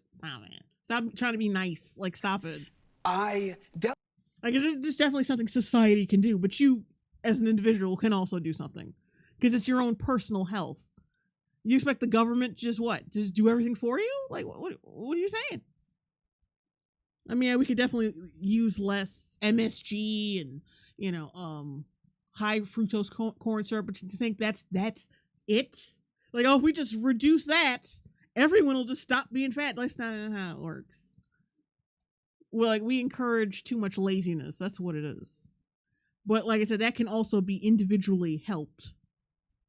Dealt with people constantly telling me I was fat. Guess who doesn't need to be told they're fat? A fat person. I'm telling you right now, I knew, right? And so it was so frustrating to me to have people make fun of you, call you names, say, oh, you're gonna die soon, yada, yada, yada. I knew, right? I knew what was going on. That didn't change the fact that I felt like I couldn't lose the weight. I felt like it was impossible for me. And so what I try and do as just a dude is I try and show people I was able to lose the weight. And if Mr. N, Jay resent the links. Oh shit. Resent the links and posts to your Twitter.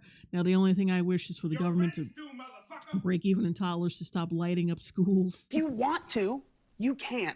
Your life is yours to live, and you're going to make the choices. I'm just saying, deal with reality. Deal with reality. And I hate the way she agreed with him. She said, oh, I didn't need to be told I was fat. Blah, blah, blah, blah. Like, honey, like, you're a girl and he's a guy. Of course, he didn't need to be told he was fat. Yeah, he didn't. You already think you're perfect. You were making excuses for why you... Well, some people don't even need to lose weight. You need to be told that you're fucking fat. You need to be told. Because you don't know... Like, she's up on this stage talking like she don't know. Like, she don't know what the situation is. Like, he had low self-esteem and he thought he couldn't lose it. Listen to what he's saying compared to what she is fucking saying. No, chicks like her need to be brought down a peg because she actually fucking thinks that she's gonna survive this shit. That she's gonna make it to 80 and have kids and not develop PCOS and all that shit. She thinks she's exempt. Chicks like her, she's trying to fucking endorse this shit. She needs to be told.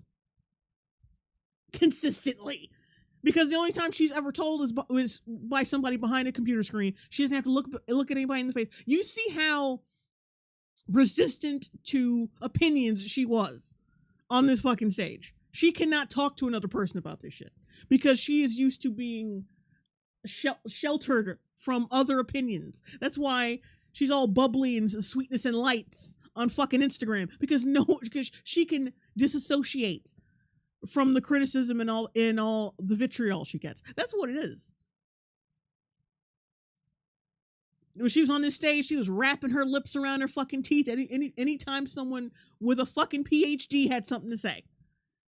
She needs to be told. She is one fat, like there are fat people who don't fucking think they are fat. And what I mean by that is they don't think that fat is debilitating to their life.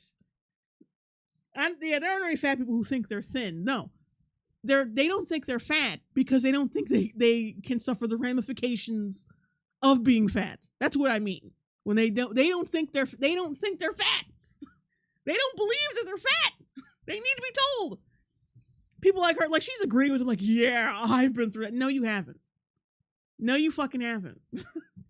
He was going through like a fucking crisis with his self-esteem. You ain't got, according to you, you don't fucking have a problem with self-esteem, bitch. What self-esteem issue? We're not buddies. Y'all ain't buddies now. Get the fuck out of here. If I'm a big one for science, if anything that I've said today, it won't withstand challenge, throw it out. Fact check everything I've said. And if I'm wrong and obesity doesn't put you at higher risk for diseases, throw it out. Don't listen to me. Fact check me. Do these things for yourself, but deal with fact check reality. me, even though you can't fact check me, because even my no PhD have an ass is right about this shit. Ebony Williams, $10 super chat. What really makes this chick unlikable is her condescending attitude. You can't get people to sympathize with you if you're being smug for no reason. Yeah. Oh, snakes. No, Jay, fat phobia is the cause. Black Superwoman. Remember when people used to say I'm just big boned? Oh yeah, that shit. That was funny. But that's like as far, like, I'm not saying there wasn't this fat acceptance fucking rhetoric years ago, because there was on some level, but it's gotten to the point where they're like, excuse me, where they're saying like, oh, the science isn't even right. It's not even correct. Like, shut the fuck up. Get out of here. At most you had women saying, oh, I'm fat and I'm sexy and I'm sexy anyway. That's where it kind of ended.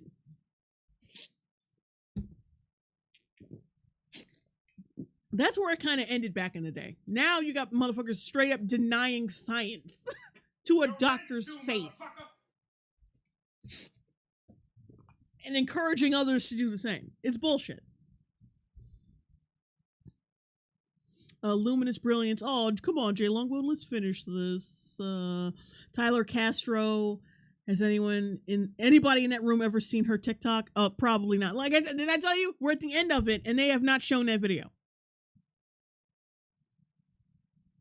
Luminous Brilliance fat check. Evil Hero Diamond Cat, $2 super chat. How did that young guy look like Howard Stern? Like, no, why did that young guy look like Howard Stern? Your rent's due, motherfucker. And I want to be sure you understand that I don't conflate issues. And self-image and body image, I don't put those together. One is at risk for your health, and I care about people and want them to live as long and healthy as they can. You as people, as individuals, I've enjoyed having you here. You've been great for this conversation and debate. You've been very... Oh, stop kissing their asses. They don't need it. They, like... For one thing, it would take all fucking day to kiss both their asses collectively. It would take 6 months on tops. But they don't fucking, they're influencers. They need a slap upside their fucking head. M-Pause, £5 super chat. Forgive my bluntness, but your puppies were certainly busting out in your recent She-Hulk video. My apologies, dear. Hugs. Thank you.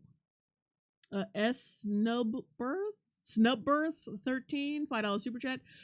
Same people denying COVID was murder on obese people and anal about masking. Defend these people. Yeah. Mackie Sky, $2 super chat.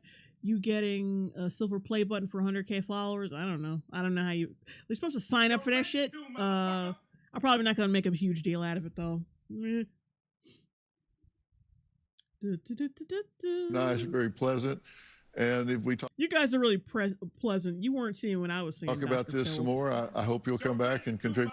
Oh, please come back and fucking embarrass yourself. Please embarrass yourself even further than you already did. But yeah, that's the end of that. We're at the end. But I want to talk about this right quick. Let me turn that thing off. We don't need the watermark anymore. But yeah, I want to talk about this clip from Prince Harry's book. I was trying to look all over Twitter for it. I couldn't find the original post that was like, oh, look at how cringy this is. I couldn't find it for some reason. I had to scrounge fucking YouTube for this. Anyway, yeah, I wanted to talk about this because I wanted to roast it because it's so funny. It's so disturbing if you understand like the whole history of Princess Di and the family. It's so good. It's so good. Indulge me. Mr. N, $9.99 super chat. This is a sad story, but my sister was morbidly obese and laid in bed for most of her days, not to mention her cartilage discs withered away in her legs. She died from a violent heart attack, brain dead. Oh, I'm sorry. But yeah, this is definitely one of those cases where you're like, yeah, it can affect your health. I mean, like, you don't want... It's gonna fuck you up one way or the other. Like, you can't ignore that. Very fresh, very flourished. JP, if Phil sent her to the ranch, she would be mistaken for a cow. Oh God. Anyway, yeah. Prince Harry came out with a book, right? He's officially been cucked by Meghan Markle. I think we all know that.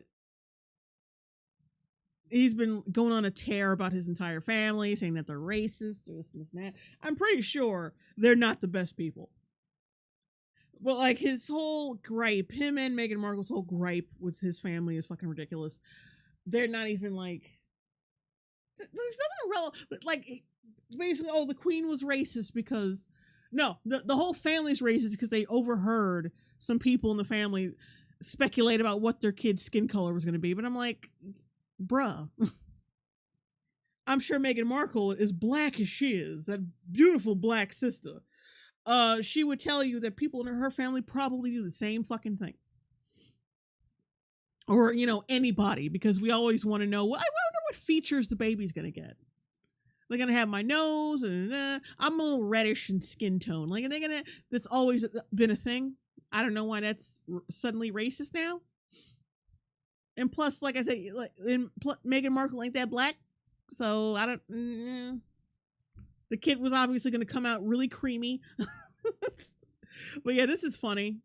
I wanted to laugh at it with you guys, because it is funny.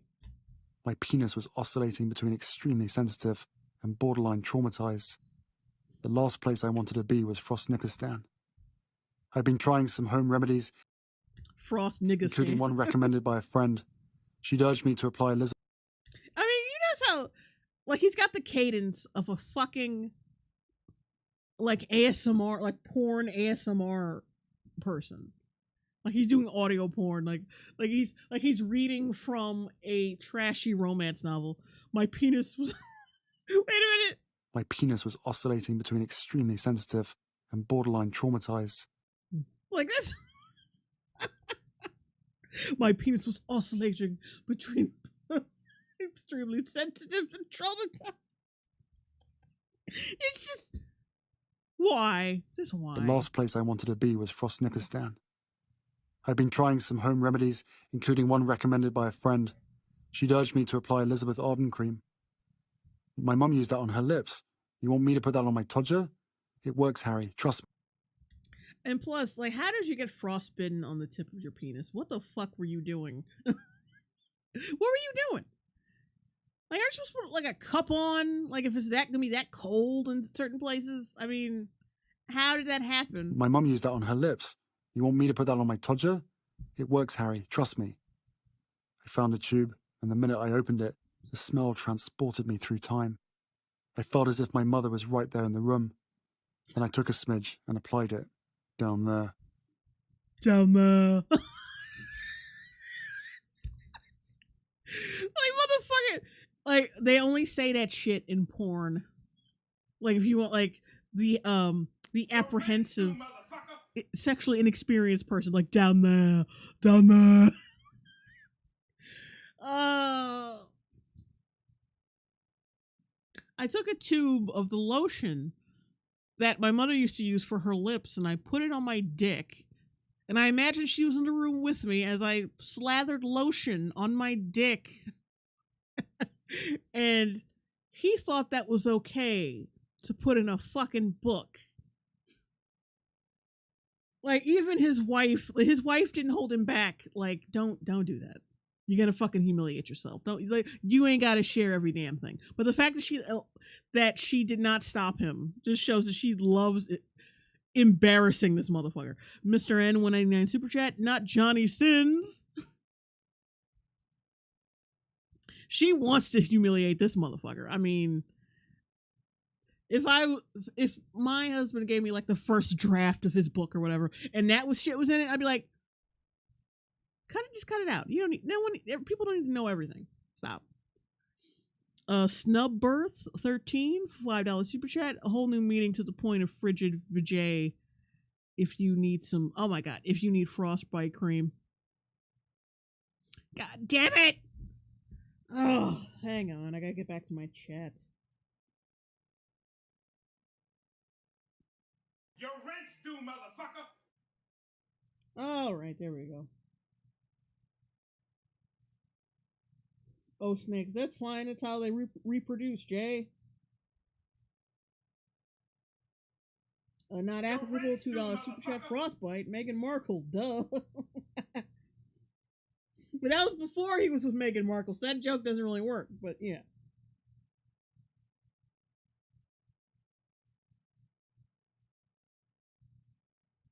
Well, Logan for me. Told ya? It's just so weird. That's so Oedipal. Ugh. Like, yeah, he is deeply disturbed from his mother's death. It's clear. I mean, when you marry the woman who's trying to emulate her, I mean, come on. Just, ugh. Okay. And now for the spiritual twerking.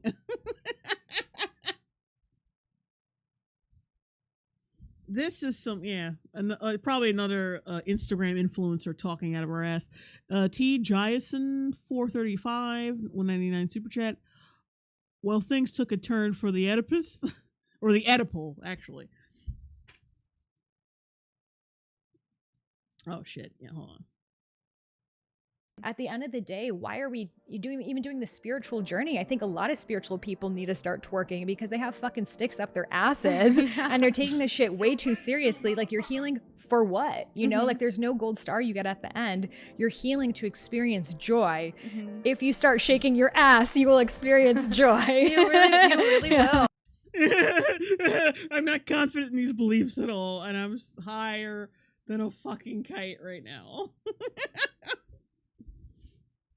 Not applicable, $2 super chat. I'm sad, but my mom and mom, oh my god, my Wayna. Oh, I get it.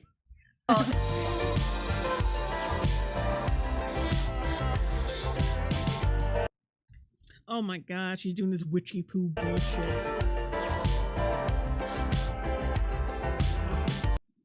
Look at my ass.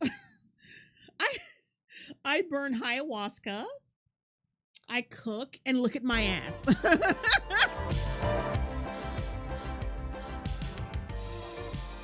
Also, this got a lot of downvotes. Like, this video came out 7 months ago. She's got like 100k subs. Way over 100k subs. Nearly 200k subs. And like, her engagement is trash. Hello, and welcome back to my podcast. Thank you for tuning in. I'm really excited today to Oh, and ill-placed tattoos, like all the red flags, gentlemen. Wolfsbane, $5 super chat. This is giving me Will and Jada vibes, but in a different form. Same energy, different methods. This is, the thing is, at least Will fought back at first. To sit down with Sahara Rose, somebody who makes amazing content, is an author, a podcast host, a fellow twerk and belly dance queen, which we love. So thank you so much for being here today. I'm so excited. It's not every day I get to be on a podcast with a spiritual twerker. So this it's not every day I go on a podcast with a spiritual twerker. Do y'all listen to yourselves like at any point in time? Like just hear yourselves talk and it just fucking feels disgusting? special. You know, there's not a lot of us. I know. So It's we a rare breed. Yeah, we have to bad bitch genre. Yeah, exactly. We have to stick bad together. bitch So, genre. on that note, I think that's such a good, such a juicy topic, because we were kind of just talking about it off camera, is that a lot of women who are maybe on their spiritual journey, or which means getting piped by several fucking people. Spiritual. Because if you're spiritual, if twerking is part of your spiritual journey, then yeah, you're talking about getting piped. finding their way to their spiritual journey, feel confused or conflicted about that other part of them, like that sensual expression. And I feel like that's something that, you know, like we just mentioned, like you and I really like love, and we celebrate it. Oh shit. Nope. Damn it.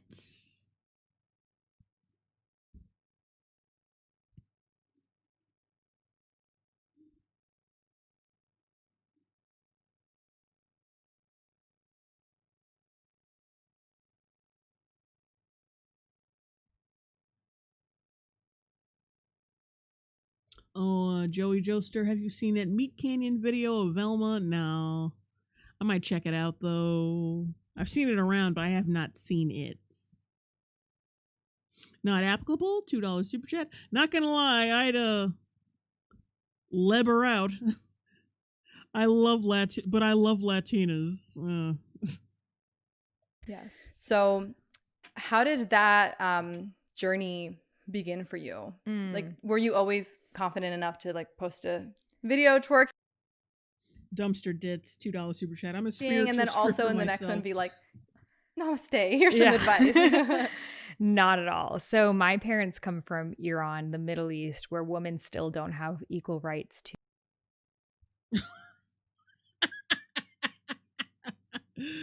Oh, of course. You have the vacant eyes of someone who's been beaten for twerking. Your rent's due, motherfucker. Oh boy. Anyway. You know her parents are like fucking maulding. To men. They escaped from the war and revolution that happened there in the late 1970s. They escaped from war to give me a better life, and now I'm fucking spiritually twerking. Oh, Jesus.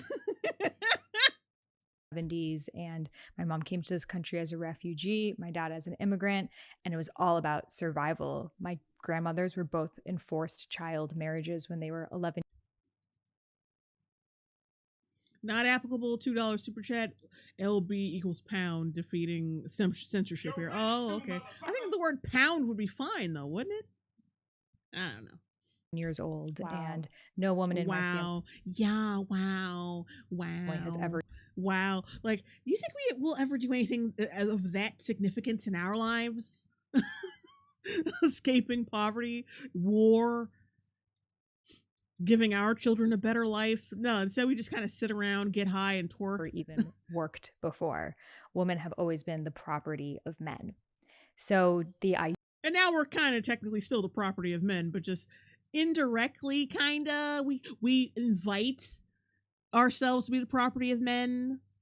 So it's different. It's much different. Idea of a woman being liberated, let alone sexually liberated, is unheard of in my lineage. The womb is considered a commodity. It's considered an ownership. It's considered something that men put their seed in to raise more son, to take the money and raise more son.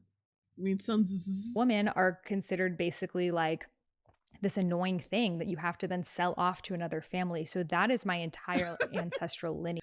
I know, like the fucking father is wishing he would. God, why did I leave? Why did I leave? My daughter could have been fucking respectable. Why did I fight against oppression and went to America? Why? You're stupid, Ahmed. You're stupid. You're fucking stupid. It's just all about the suppression of the feminine. Wow. So I believe that we are all born into the microcosm of the macrocosm that we're here to solve. So I needed to be born into this level of female suppression to see it firsthand, to see, my grandmother. You didn't choose that. There wasn't a possibility of you choosing that. I had to be born into it to understand it, but now you're like just a privileged idiot who just sits around twerking all day. You didn't do anything with that knowledge that your parents instilled in you. You did nothing with it. Not applicable, $2 super chat. It wouldn't let me chat the first time. Really? It's just the word pound. I mean, I don't get it. Anyway.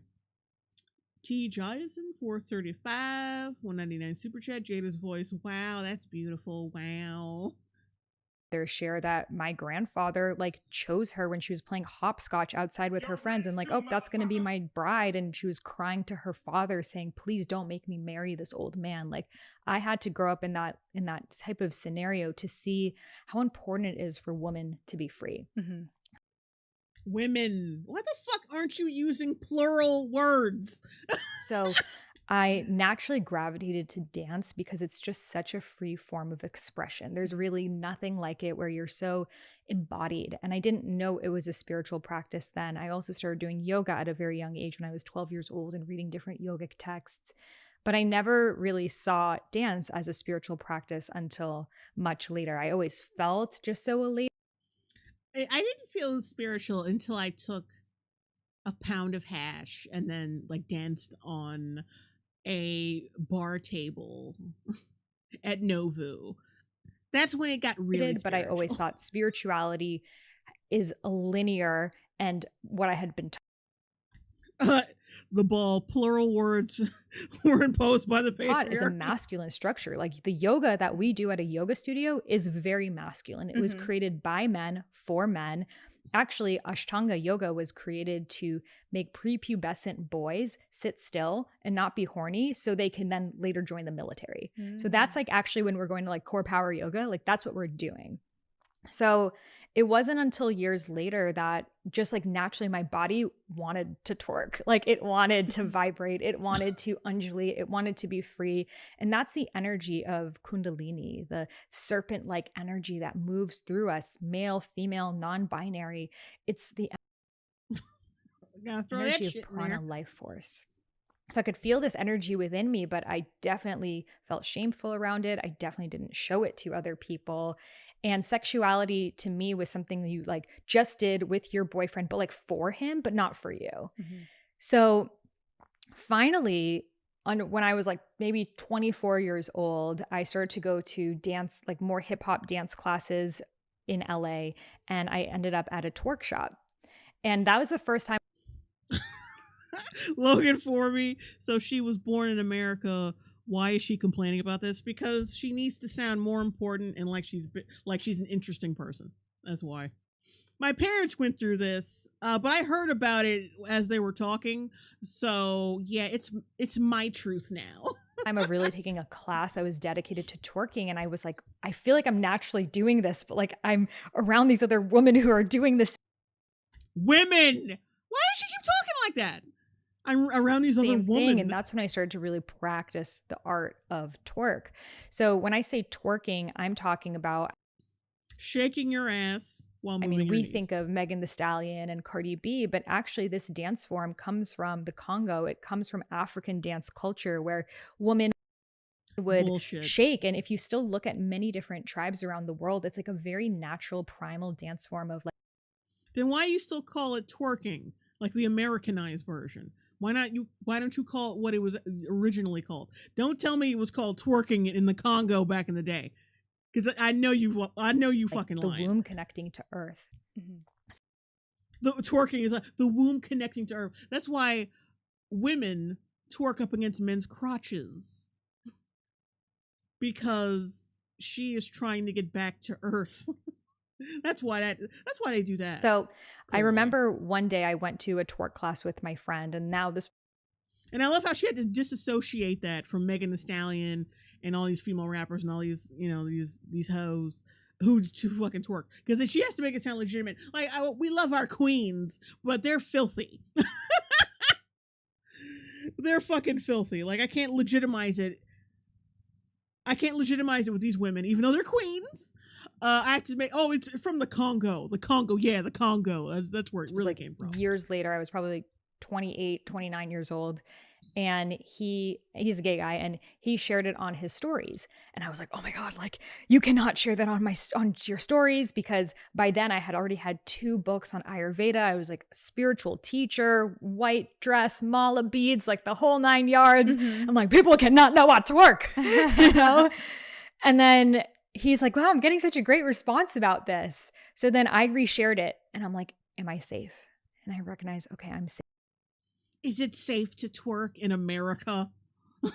Am I safe? Am I safe? Now, keep in mind, her parents are progressive and got her the fuck out of a very, the fuck you want? Oh shit! They got her out of a very oppressive system. But like, is it safe to twerk? Who you hiding from, bitch? It's just twerking. Now, I won't, yeah, like your parents would be disappointed that you're such a useless jackass. But at the same time, like, it ain't like you're going to die, you know? Glib facsimile, $2 super chat. Oscillate the Todja and twerk the spirit. Thanks, Jay. You're welcome. And thank you for that super chat. Safe. And then I started to share a little bit more. Am I safe? Okay, yes, I'm safe. And I started to share more and more. Am I safe? Am I safe? Am I safe? Like, shut up. Yes, you're safe. Shut the fuck up.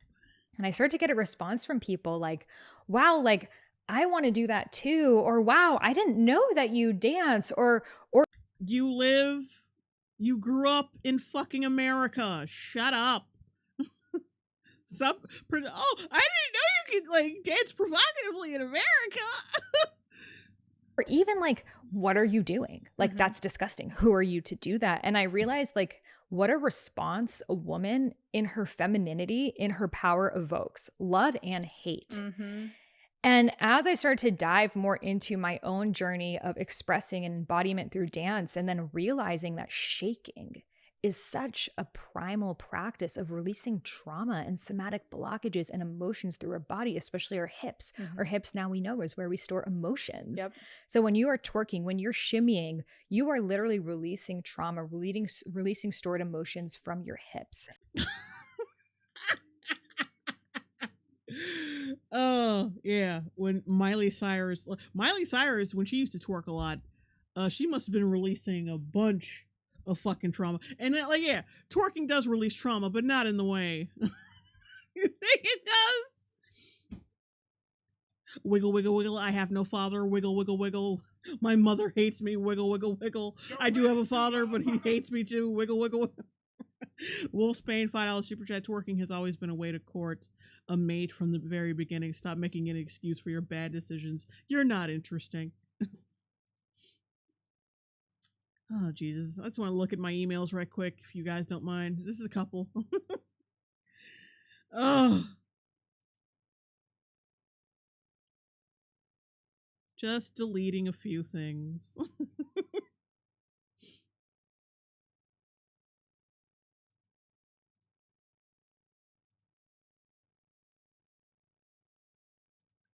Okay, that's it. Let's get back into this. When you're bending your knees, you're crouching on the floor, you're connecting to earth. Shut the fuck up. When you're crouching your knees, getting ready to throw it back. You're throwing it back. You're throwing it back. Oh, you're throwing it back for Mother Nature. Connecting to the womb, you're restoring. You're jiggling your cheeks on the cock of God. And you're getting him hard like the thunderbolt he delivered from Mount Olympus. Girl, what are you talking about? The fuck you talking about? Your energy. And that's why it's not even just an African dance, but in Middle Eastern dance, in Latin American dance. Yeah, it's Middle Eastern, it's Latin American. Yeah, I agree. The people from those backgrounds do that dance. They're all in America, but yeah, I believe the people of those colors do those dances. I believe that. Yes, it's true. They do. She's not wrong. Just not in their respective countries. It's in America. Squid Juice, $5 super chat. What the fuck does twerking have to do with generational trauma? Nothing. Like it's all just a big old scam to feel important. Oh god. Dance, salsa dance, bachata. Every single dance form has some form of hip excuse me. Salsa is twerking now. Movement to it. This is also why zebras, when they're running away from a lion and they're about to get eaten, and they make it into the nick of time, they shake their bodies off, release. Stop it! What? Women twerking is like a zebra after he's calmed down after nearly getting eaten by a lion. What the fuck? I gotta shake it off. Almost got snatched by a lion. Almost joined the circle of life. I gotta shake it. Oh god. Yeah. Even on some level she knows that she's full of shit. So I started to realize that as I was doing this, I was healing myself through all of these generations of collective trauma that now we know with epigenetics is actually stored within our systems. And I realized that twerking, shimmying, undulating, shaking truly is a spiritual practice. And now I share it as much as I can. It definitely evokes a reaction from people, and we especially men, they suddenly get these tents in their pants when they see me shaking my ass cheeks opening and seeing them open and close. It gets them so excited. It's wonderful. We can dive into that because I know you've experienced it too. It's like she's a fucking Martian. It's like she doesn't really understand things. But then once people try it, and oftentimes it's the people who are first, like, how can you do that? Like, because they've only seen twerking in a really mainstream media depicted way where it's like directed by a man for a man, and the woman. Oh, fuck off. Really? Oh, really? Because from what I hear, like Nicki Minaj and all them who do all this twerking shit, they're forging their own path. They're doing the damn thing for themselves. They're like, they have, so you're telling me now that when they do it, they have no control over it. That there's men directing those videos, but they're doing it willfully to further their careers. What are you talking about? What are you talking about? You're so full of shit. Woman is not in her power, and like that's what we think of sexuality as being sold back to us. But when we as women especially reclaim our sexual power for ourselves and bring that erotic innocence back to it too, of like, I'm just erotic innocence. I don't think those two words go together. Just doing it for my own fun. It's not for anyone else. But you just said you did it in front of people, and then you relished the fact that you did do it in front of people, and then they were happy about it. So you're clearly doing it. Part of it is doing it for other people. There is such power in that those very same people often come back and they realize they just needed to twerk. Yeah. They just needed to twerk it out. Oh God. Okay. Yeah, I've experienced the same response. Sometimes, the same response from other people when I twerk. After sipping on that Henny for a little bit too long, I start doing my spiritual twerk dance in front of a group of men with Lambos and gold chains, and they appreciate it. They really appreciate my spirituality. Receiving messages saying, I used to, get really upset or triggered or annoyed when you would twerk. And then one day I decided to try it and I get it now. Yeah. And it's such also an empowering way to celebrate our bodies. I love how I used to get really annoyed when all you fucking did was shake your ass in front of the camera for attention. And then I started getting attention from doing the same thing. And oh my God, I love it. I get so much attention now. Our bodies that we have been told for so long to not allow our bodies to jiggle, right? To tone and tighten and be thin. And like, we don't want cellulite, like we don't want to jiggle. So when you take your power back with everything that you just said, connecting to earth, releasing trauma from your hips, you're also celebrating your butt, your thighs, your belly, and just allowing that all to shake, saying, well, this is ironic because y'all don't even look thick enough to effectively twerk. So that's some irony. Oh, my shaking my thighs. Y'all don't look thick enough or jiggly enough for that. What the fuck are you talking about? We're celebrating our big ass, jiggly, twerk rich thighs. Like, come on. You don't tell me, the world doesn't tell me. You have the tattoos of someone who vomits up meals. I'm sorry. Men don't tell me that my body is not meant to jiggle. My body can move however it pleases. Men would love you to fucking jiggle in front of them. Are you crazy? Like, it's like they want it both ways. It's like, oh, they're controlling our bodies. They want us over sexualize us, blah, blah, blah. But then they're like, oh, men want to teach us not to do that. Which is it? Pick a fucking cause and stick with it. Like, pick an oppression and stick with it. Pleases.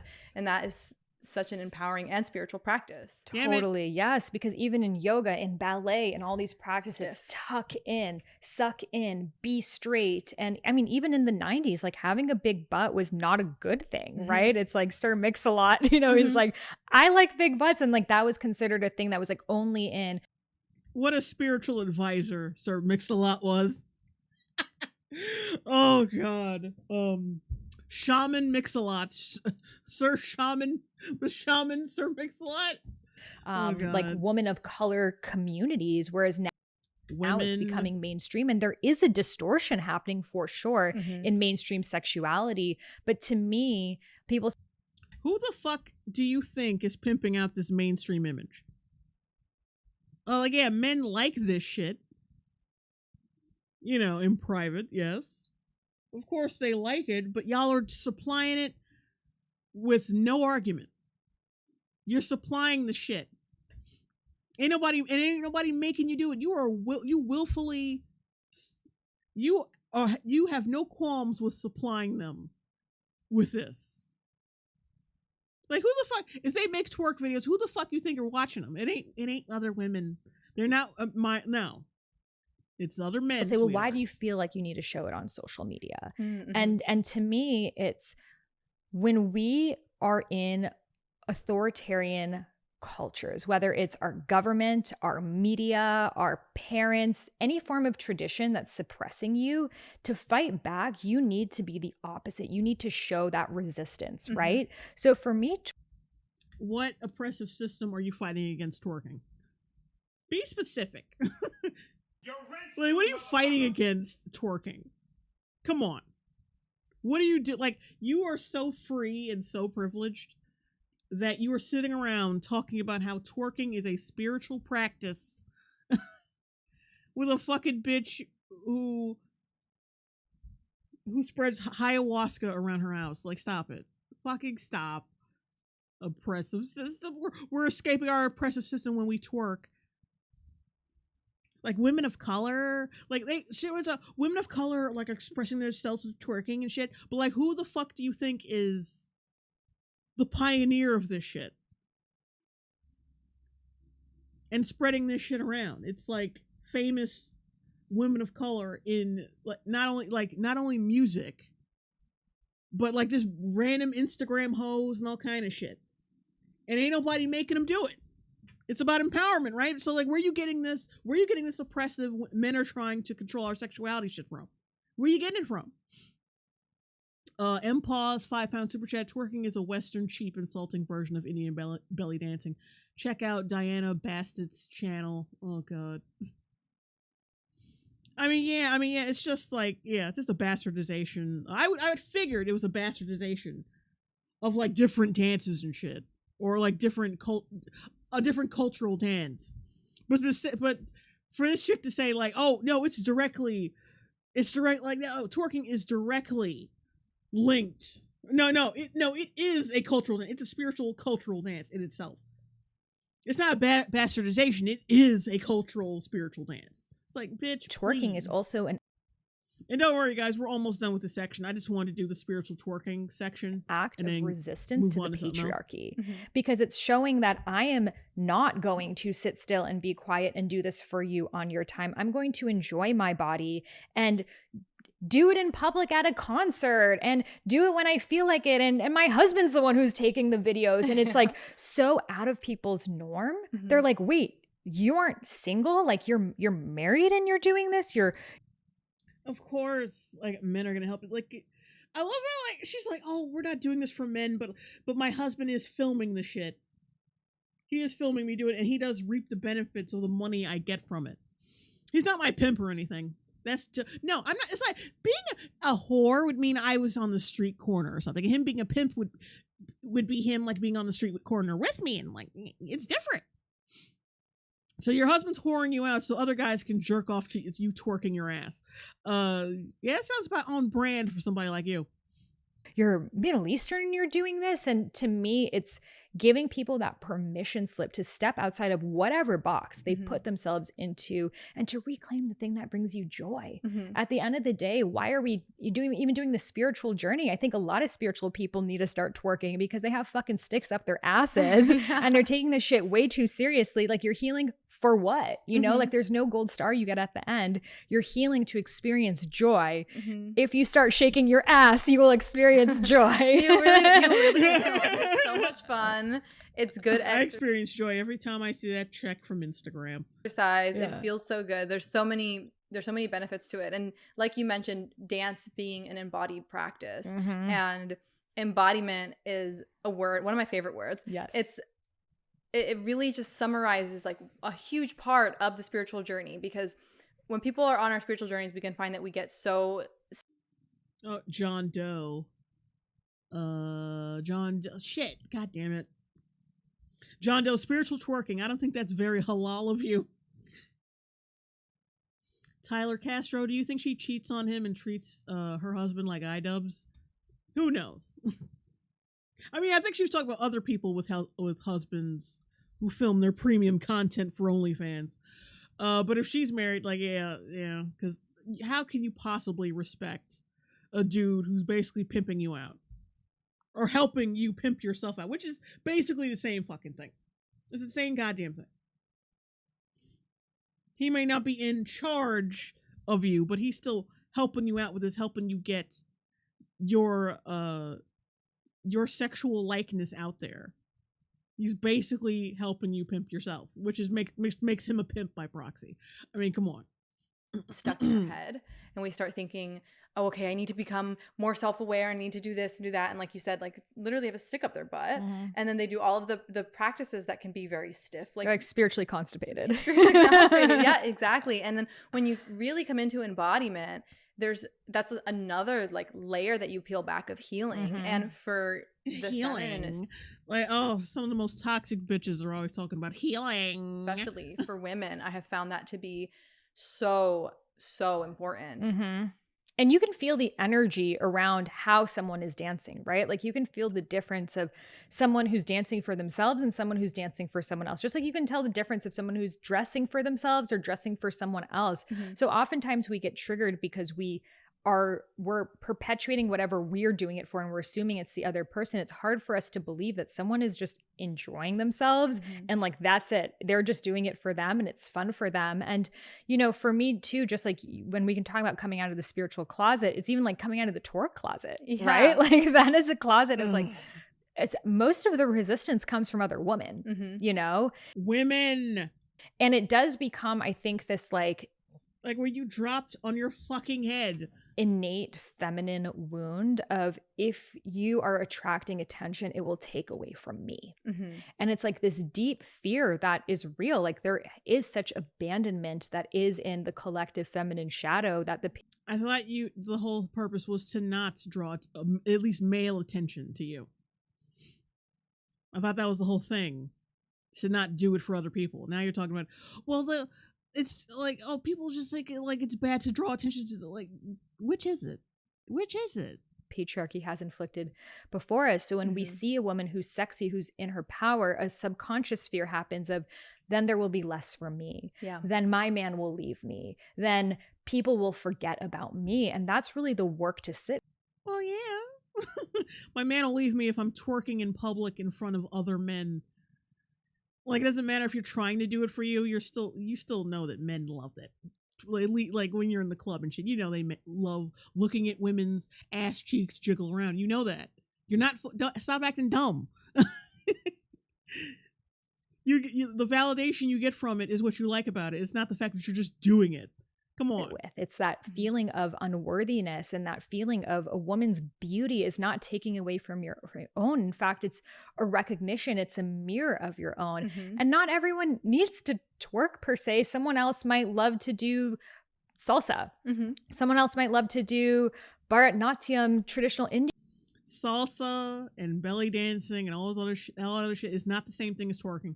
There's a reason why they do twerking in strip clubs and not salsa dancing. To even compare the two, show me a fucking strip club where they do salsa fucking dancing. Show me where that's the fucking norm. And don't say Mexico or Spain. Like, yeah, do they do belly dancing and like belly dancing, ballroom dancing and shit in strip clubs? Whorehouses? Anything like? No, they don't. Because that's not sexually stimulating to men. Just because you say you're doing it for yourself, and that's great. But at the end of the day, if you do it in the middle of the club, there's gonna be some men staring at you. And like loving it. Like you cannot be this Indian delusional. dance or whatever it is, but I think dance, having some form of free flow, non-linear movement is so essential, especially for the feminine path of spirituality, which again, both male, female, and non-gender can experience. Yeah, I agree with everything you just said. I want to talk a little bit about coming out of the spiritual closet. Like I mentioned, I've talked about it. All right, we're yeah, that's done. Ugh.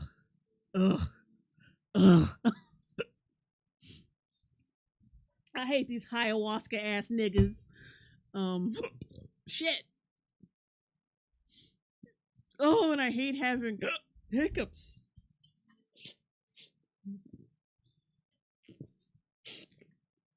Oh God, hang on, guys. Holy shit, damn it.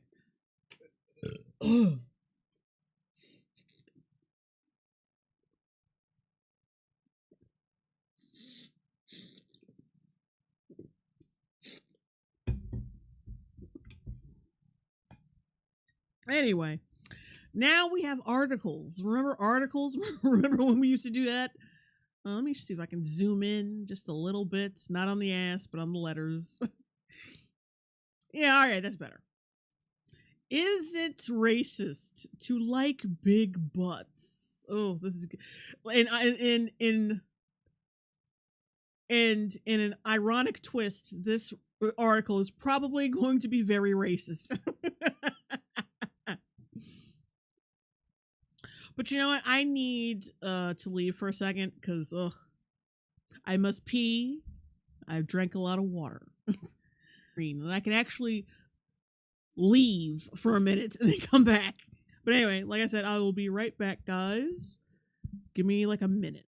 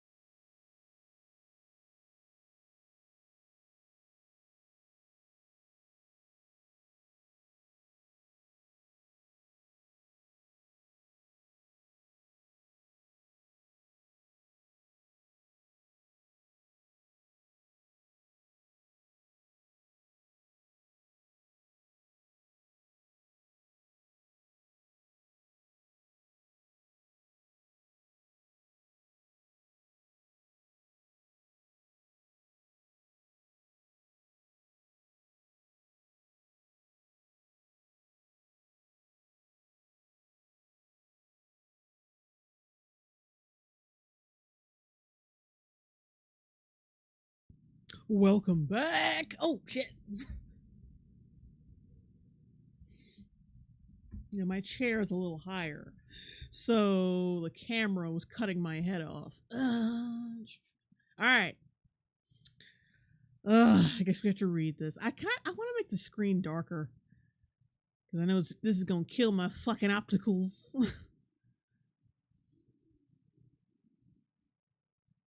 Oh wait, no, it's not doing it. Fuck. It fucked it up. Oh, well, whatever. Yeah, it's not covering the whole fucking screen. It's only covering patches. Whatever. Anyway, this article is it racist to like big butts? It's written by Kat Rosenfield. As an unheard columnist, the Unheard is the name of the publication, and co-host of the Feminine Chaos podcast. Oh God, her novel, You Must Remember This, is out now in the U.S. and will be published in the U.K. on the 2nd of March.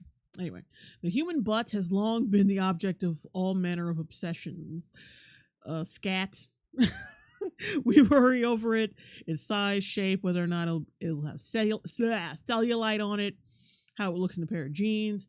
But now a new source of concern emerges: the alarming possibility that one's butt, or at least one's relationship to butts, generally is racist. No, the only one who's had this worry is you, because you're a fucking psycho. No one else worries about this but you. The fuck you talking about? Like, this, the fuck. For this, we may thank the existence of Butts, a backstory, never heard of it, a new book by journalist Heather Radke. To be fair, it's surely not Radke's intention to inculcate racial anxiety in her reader, isn't it? Butts feels like a passion project, deeply researched and fun to read, offering a deep dive into the history and culture of the human rear end, from the Venus Calliope, whatever the fuck, from whose name the word Calibium is derived, to Buns of Steel, to Sir Mix-a-Lot's seminal rap celebrating all things gluteal. This is the second fucking mention he's had tonight. What's up with that? Oh, these white women, like, just can't get away. Well, not white. Well, the other chick wasn't white, but still, like, these feminists, they just can't get away from Sir Mix-a-Lot. Your rent's due, motherfucker. I'm seeing a super chat here, but not. Oh wait, there it is. 3 Paragon $5 super chat. Missed the first couple of hours, but I made it nuggets. Love you, JL. Oh, thank you.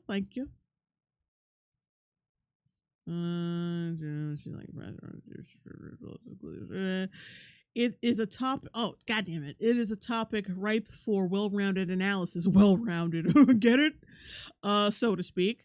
But having been written in the very particular milieu of the 2020s America, Butts unfortunately falls victim of the contemporary vogue for viewing all matters of culture through a racial lens.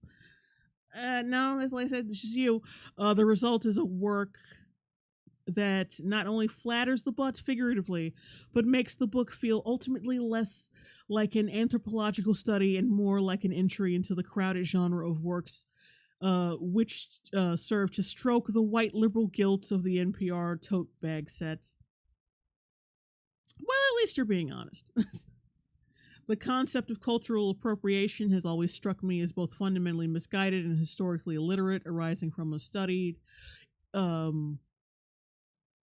incuriosity about both the inherent contagiousness of culture and the mimetic, I think that's what that says, mimetic nature of human beings. But when it comes to the remixing of such things as textiles, hairdos, or fashion trends across cultures, the appropriation complaints seem at least understandable, if not persuasive. There's a conscious element there, a choice to make what looked interesting on someone else and adorn your own body in the same way. Here, though, the appropriated item is literally a body part, the size and shape of which we rather notoriously have no control over.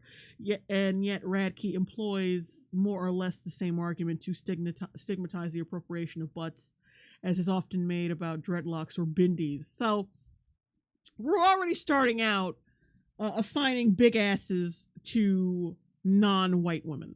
Like she's already building the foundation of that argument, which is fucking ridiculous. And racist. It's fucking racist. The book is insistent on this front. Butts are a black thing, and liking them is a black male thing, and the appreciation of butts by non-black folks represents a moral error, cultural theft, or stolen valor, or some potent mix of the two. Among the scholars and experts quoted by Radke on this front is one who asserts that the contemporary appreciation of butts by the wider male population is coming from black male desire. Straight up, point blank. It's only through black males and their gaze that white men are starting to take notice. To paraphrase the popular meme, fellas, is it racist to like butts? Is this an article like criticizing this way of thinking or not? Like I'm starting to think that it is, because I'm trying to are you in support of this shit or not? Like, why are you pointing this out to me? Logan for me, $2 super chat. Henry Cavill culturally appropriated black women. That indeed he did. I'm willing to agree with that.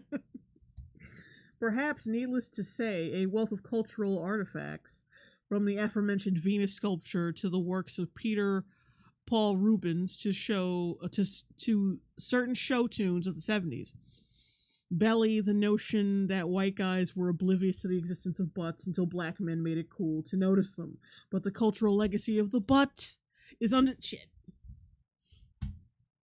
is undeniably entangled with the legacy of racism and eugenics, including a sordid and repellent history wherein certain anthropologists of the white male variety both fetishized the physiques of black women with ample backsides and conflated their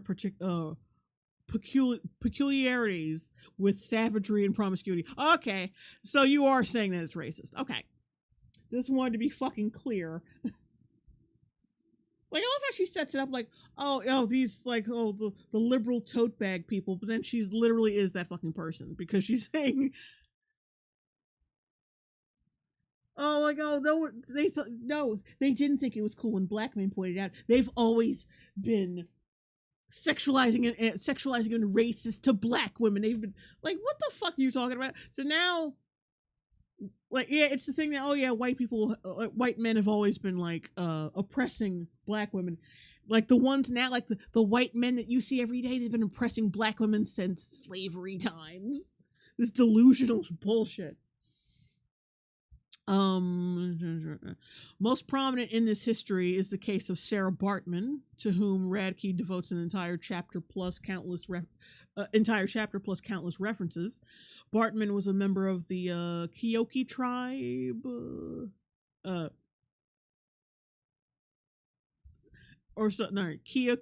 Kokoho.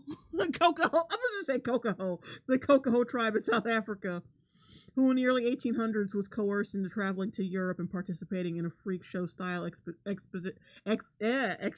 exhibition in which onlookers gawked at and sometimes poked or grabbed at her buttocks. If Bartman's feelings about this remain somewhat mysterious, the records of the time are ambiguous as to how voluntary her participation was. The motivation of the men who trafficked her, enslaved her, I know technically trafficked, okay, but why did you say trafficked instead of enslaved? That's weird. That's a little weird. The motivations of the men who trafficked her are less so. Anthropologists of the time were obsessed with categorizing humans into a racial hierarchy. It wasn't just Bartman's butt that fascinated them, but her entire body, including the shape of her skull and her elongated labia, which were held up as evidence that she, and hence all black women, were a lower order of human being. Okay, but like, what does that say about you? Since you're co-signing this shit, what does that say about you? That you were like, what does that say about your view of black women? Because apparently this is only black women are the only ones who have big asses or do squats or whatever the fuck. They're the only ones who do this. What does that say about your view of black women? Like, if they draw attention to their big asses, are they actually provoking racism? We gotta ask that question, right? Certainly, it is impossible to do justice to the history of butts without devoting ample space to Bartman. But it's one thing to give due scrutiny to the fact that some 19th century anthropologists indulged in the repugnant racial stereotyping of black women's bodies and body parts. It's another to replicate it ourselves or to assume that other people are. Radke does assume, though, repeatedly, persistently, and sometimes in spite of alternative theories or evidence to the contrary. This includes advancing the arguments that bustles, the Victorian era fashion, the Victorian era fashion that trended more than 50 years after Sarah Bartman's death, were inspired by her singular figure, and that white women were coyly, perhaps even consciously appropriating Bartman's silhouette in an act of racist fetishization. Wait a minute. You mean those fucking dresses like the big backs? Like, are you really saying those fucking dresses are racist? Oh, it's emulating women's big black asses. Really? I think that's a little bit of a reach. Oh shit. 3 Paragon. $5 super chat. I've known plenty of white women. Oh wait, white women. Brick house booties. Yeah, I mean, I don't understand. I don't understand what it's like. Basically, she's going against the stereotype by also stereotyping black women. It's weird. It's weird how these social justice warriors think. Perhaps even consciously appropriating. Notably, Radke is the first to acknowledge the obvious flaw in her argument. There is also a question of why a late 19th century woman would have wanted to look like Sarah Bartman, whose silhouette had been used as the quintessential example of African as subhuman. She writes, "Why indeed?" But Radke answers this question with some crude stereotyping of her own. White culture and fashion have both proved relentlessly adept at cherry picking throughout the centuries, finding a way to poach the parts of other people's cultures, histories, and bodies that suit them and leave behind the rest. And then, yeah, and it's only white people, by the way. Only white people who do that. Why would 19th century women have aspired to the silhouette of a sexually promiscuous savage? Because they were a bunch of Karens, that's why. And here, the self-loathing contemporary white woman reader is surely nodding along. I'm guessing this is against someone who, I don't know. I guess this is going against the person who wrote that book, while also not really. By the time Butts comes around to analyzing the contemporary derriere discourse, its conclusions are all but foregone. The political is not just personal, but anatomical. The book calls multiple women, including Jennifer Lopez, Kim Kardashian, and Miley Cyrus, to account for their appropriation of butch, which are understood to belong metaphorically, if not literally, to black women. I mean, that kind of proves to you right there that different cultures, the women from 3 different fucking cultures have big asses. So it's not just like, well, Kim Kardashian, hers is completely bought and paid for. But Jennifer Lopez, Miley Cyrus does not have a big ass, though. That's the kind of people, well, one of the things people make fun of her for. She can't fucking twerk because she's got no meat on her bones. Like, she's got no ass. Since when does Miley Cyrus have a big ass? She doesn't. She just twerks. So now you're saying, now it's the implication, by that author that twerking is specifically black as well. And trying to tie that into like fucking slavery shit. Like, yeah, that's to account for their appropriation of butts, which are understood to the most scathing critique is directed at the then 21-year-old Cyrus, whose twerking at the VMAs is described as adopting and exploiting a form of dance that had long been popular in poor and working class black communities, and simultaneously playing into the stereotype of the hypersexual black woman. The mainstreaming of butts as a thing to be admired then is the ultimate act of Columbusing. Like Christopher Columbus, the butt had always been there, even if white people failed to notice for decades. There is also the curious wrinkle in Radke's section on the history of twerking, which credits its popularization to a male drag queen named Big Frida. The implicit suggestion that this movement style is less offensive when performed by a man dressed as a woman than by a white woman with a tiny butt. Butts doesn't claim to be a story with a moral, but one nevertheless emerges. Everyone may have a butt, but butts are not for everyone. And that is worth noting, that however much baggage it assigns the white men who like butts, its implications are even more fraught for the white women to whom the butts are attached. Oh shit. One gets the sense that non-black women are not supposed to have big butts, that those who do have accomplished something unnatural, if not outright suspicious. Got a suspicious amount of women with big butts. A suspicious amount of cheeked up women. And if you insist on having a big butt, and really, do you have to, then you must, under no circumstances, be proud of it or accept positive attention for it. Heaven forfend, make it a part of your brand. Ironically, the author of this book is herself a white woman with a large backside, a fact of which she periodically reminds the reader, and yet Butts thoroughly subsumes its subject matter into the cultural appropriation discourse in a way that implicitly impugns all the non-black women who look, at least from behind, a hell of a lot more like Nicki Minaj than Kate Moss. Women who perhaps hoped that their own big butts might be counted among those Sir Mix-a-Lot cannot lie about liking. It is worth noting, too, that the women hung out to dry by this argument are the same ones who other progressive identitarian rhetoric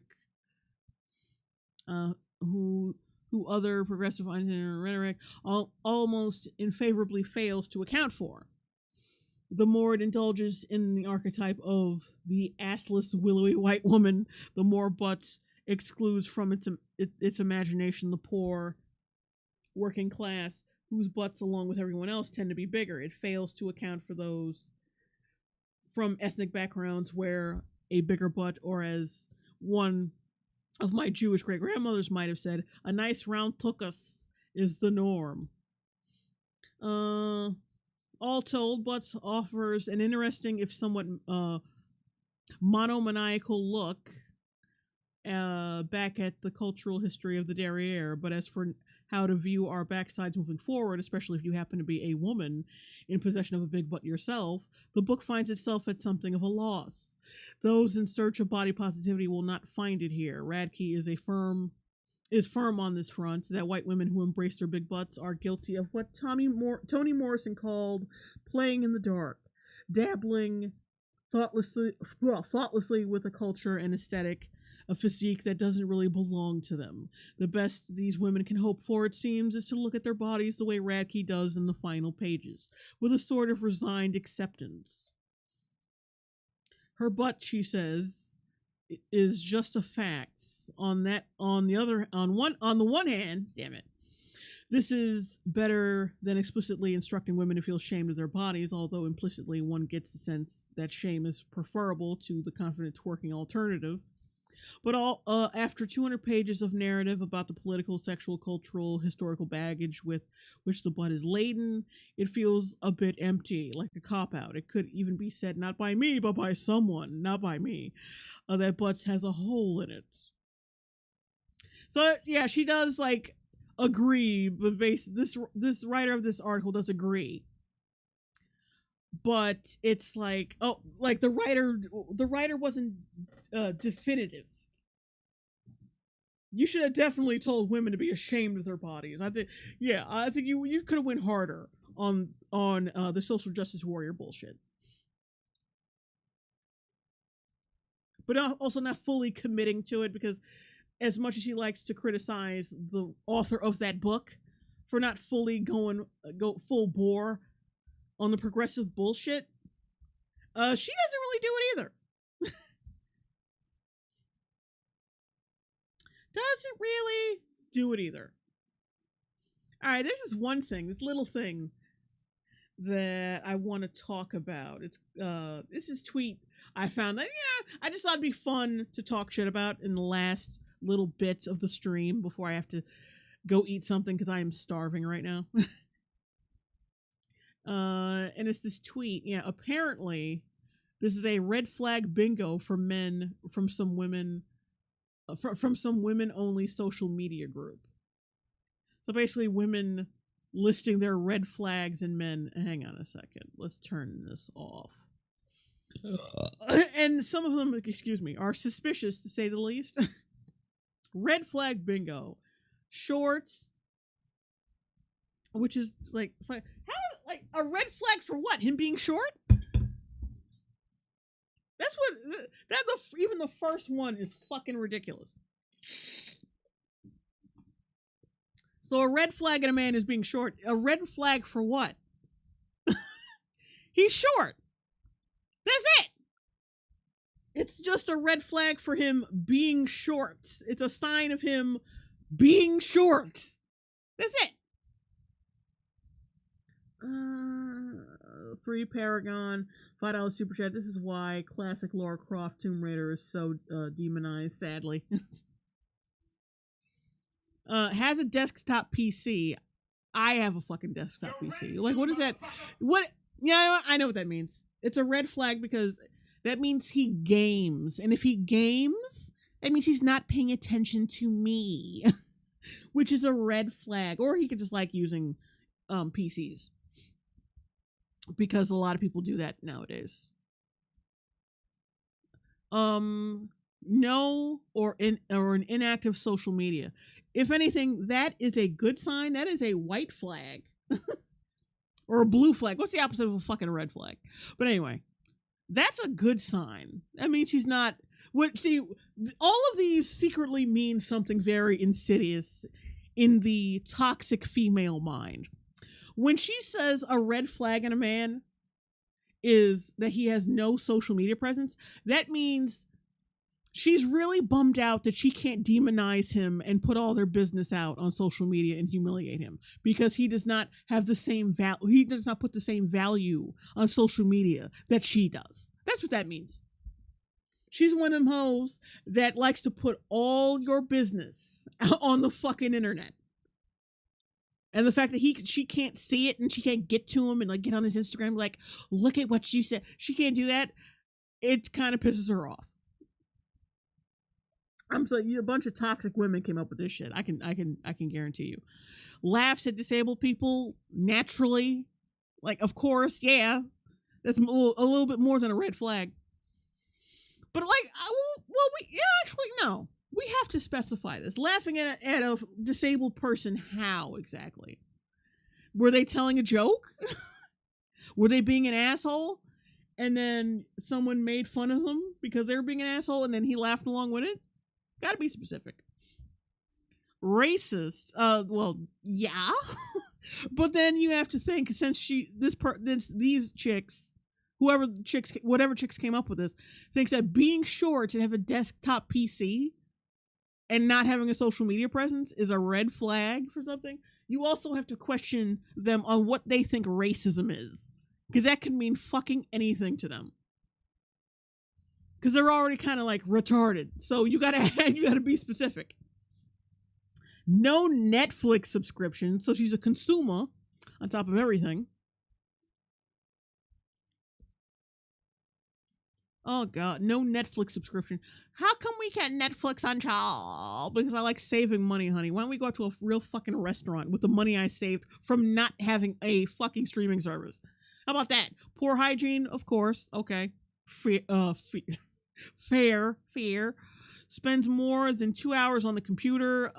What if he has a job that requires him to be on the computer? What if he makes a whole... See, yeah. If he makes a whole lot of money streaming and playing video games, I bet you she has nothing to say then. Nothing to say. Absolutely fucking nothing. She's probably... Oh, well, yeah, you do your thing, hon, as long as you spend all the money. As long as you spend all the money on me. But yeah, he could have a job that requires a computer. Or maybe he just likes being on the computer because... Yeah, like I said, he either games or whatever and just mind your fucking business. But also, it's like, yeah, of course, like this more than 2 hours on the computer ties into the has a desktop PC red flag. Because she doesn't like gamers. Just be fucking honest. You don't like gamers. Because you want all his fucking attention on you. And if he can't pay attention to you if he's gaming... Rarely goes outside. Fairish. Like I said, he might work indoors a lot of the time. But yeah, it's also I kind of agree with that one. Hyper political, okay, but I think what that really means is not Republican. Like not because, like I said, some of these are just like some liberal white women came up with this shit. Like some really toxic liberal women came up with this. I think what I mean, not hyper political. I think what I mean by hyper political is that, like, don't be a fucking right winger, please. Don't be a right winger. But you can't say that because that's just mean. So you have to say just not hyper political.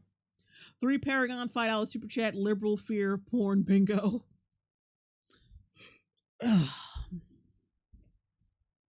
Damn camera. Let's see. Red flag that he's a virgin. Now, also code for I want him to be sexually experienced because I want him to blow my fucking back out and pin me against a wall and fuck me into the foundations. I want him to like fuck me until the wall is gone. That's what it means. I want to be able to sit everything. I don't want to. I really like men who have herpes. Like that's my. I'm a bar 130K, and living with the parents thing like could be this financial in dire straits financially. You got to give mother like we're in a fucking break. Give Android dumb phone. Oh my god. Of course we disconnect as soon as I explicitly say the word niggas.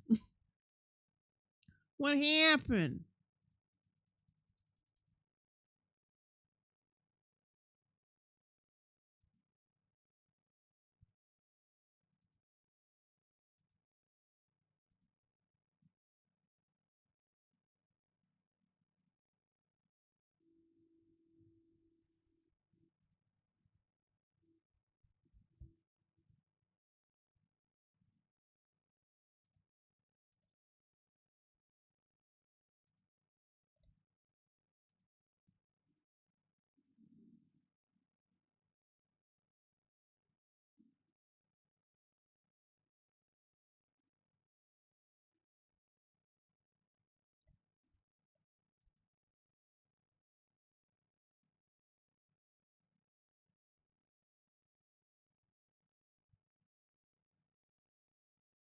Oh, wait a minute. And then it went out again. The fuck?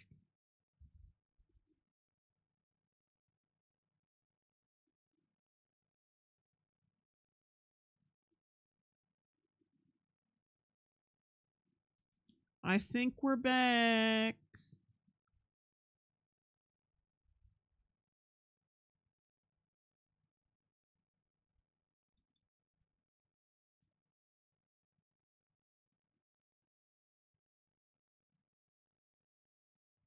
Okay, I think we're back.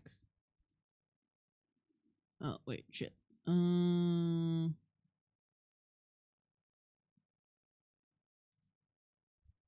Are we back?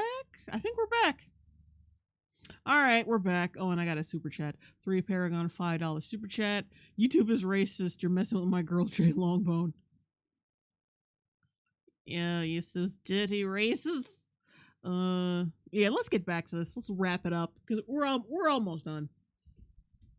Anyway, yeah, that was weird. It just went out and then it just didn't come back for a while. Yeah, that was weird. Anyway, yeah, let's get back to this shit. Let's hurry up and wrap it up before anything bad happens again. I got to the Android part. It says one of the red flags in a man is that he has an Android phone. What? Actually, the fact that he doesn't have an Apple or an iPhone actually means if he has an Android and not an Apple, that means he doesn't waste his money. And he actually has a better he's knowledgeable. It means he's knowledgeable on phones and is not a waste with fucking money. So actually that's the exact opposite of a red flag. And when he holds a phone, he wants to actually be able to hold it in his hand without going out and buying a $30 phone case. That's another reason. But anyway, I'm not stating, my issues with Apple, iPhones or anything, or hyping, my Android phone or anything. That's totally amazing that I haven't had one day's problem with. I'm just saying. Anyway, oh god damn it. Android phone, dumb phone. Oh yeah. The best thing about that joke in it, dumb phone. It's not a smartphone, it's a dumb phone. You got that fucking joke from a Pure Flix movie, from a goddamn a corny ass Christian film. Wow. What basic bitches came up with this? Masturbates daily. I bet you there are a lot of women who masturbate fucking daily. I don't understand why that's a red flag. But yeah, look, once again, we got to go back into the women code for a minute. That means that he's probably either porn addicted or that he wants a lot of sex that I'm not going to be able to provide because I really don't want to put in the effort to please him sexually. That's probably what that means. Let's see. But yeah, masturbating every day. Is that really a red flag? He's a fucking man, sweetheart. Even if porn didn't exist, men would jerk off every day still. Because they're men, sweetheart. They still have a sex drive. Porn does not have any bearing on that unless they're an addict. But yeah, that's just, no. That's not how that works. Lots of free time. Oh yeah, unlike all the endless free time you have making stupid ass it says gamer bingo. Like what? Oh shit. Never mind. I accidentally clicked on the next one. Never mind. But it's still the same goddamn list. But anyway, yeah, unlike all the free time that a certain women would have making stupid ass what do you bring to the table lists. I've made a red flag list. My time has been used so well. I've been so productive today. Has a picture with guns. Yeah, not a red flag. It just means he likes guns. You know what could actually be a red flag though? A woman posting a picture of herself with her ass hanging out. It might mean that she just likes signaling that she's a whore to other people, Meanwhile, a gun is a tool. It's a cool tool that you might want to show off to people. It's not always indicative of being a school shooter. Overweight, underweight. Yeah, once again, it's one of those things where you have to be specific. Religious, oh my god. Being religious is a red flag. Once again, you have to because there are certain levels to being religious. You can be religious and be a normal fucking person. But then, yeah, there are religious people who take it way too far and who are assholes and really judgy, like too judgy, like to the point of being complete assholes to normal people. But then you have people who are just like, yeah, I'm religious, I go to church, I like hearing the word of the Lord. It's all good. Yeah, but you know what that means? I don't want religious man. In other words, when I want to start my OnlyFans because I'm getting bored with him and I want sexual validation from other greasy ass men, I want him to be wholeheartedly down for it, and religion would just get in the way of that. I like spread my pussy online, and he has to be okay with that. That's what that means. That's what that fucking means. I don't want a religious man. Not applicable, $2 super chat. What's wrong with being a virgin? What on earth? Yeah, because they want someone sexually experienced so they don't have to do any work in bed. I think that's what that is. Evil Hero Diamond Cat, $2 super chat. You need to backtrack to virgins. Neon Network, $1.99 super chat. Could we see that woman's acting real? Right. I forgot all about that. God damn it. We'll get to that in a second. We're going to look at one video. But apparently it's the same chick who was on that Dr. Phil episode, who I did a video on, and we're gonna see like what her acting's looking like. We'll see in a minute, though. I'm gonna get through all this. Visible trash pile in the room. Well, naturally, but I just recently saw some chick's room, a picture of her fucking room on Twitter, and it was like it was basically like going to the dump. It was just a bunch of trash and garbage everywhere, and it was clearly a woman's room. And she said she lived with her parents on top of it, which is hilarious. I bet you that type of chick would make a list like this. What he needs to bring to the table, red flag bingo, like, and I bet you most of this shit would apply to her bum ass. But yeah, anyway, let's get to this chick's acting reel. Let's see that. Let's see what Lexi Nimmo is working with.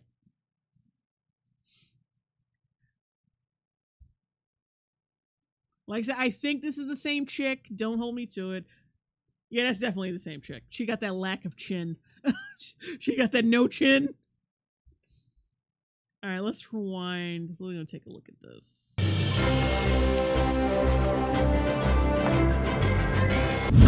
She said I was a clumsy little mutt that would never have any grace. Yeah, she already sucks. I'm sorry. I'm sorry you have no chin. It's okay. Like, it's just like your neck is connected directly to your face. What the fuck is it? That's what started the idea of Silent Spectress. She had the ability to be stealthy, unlike me. But that never really worked out either, did it?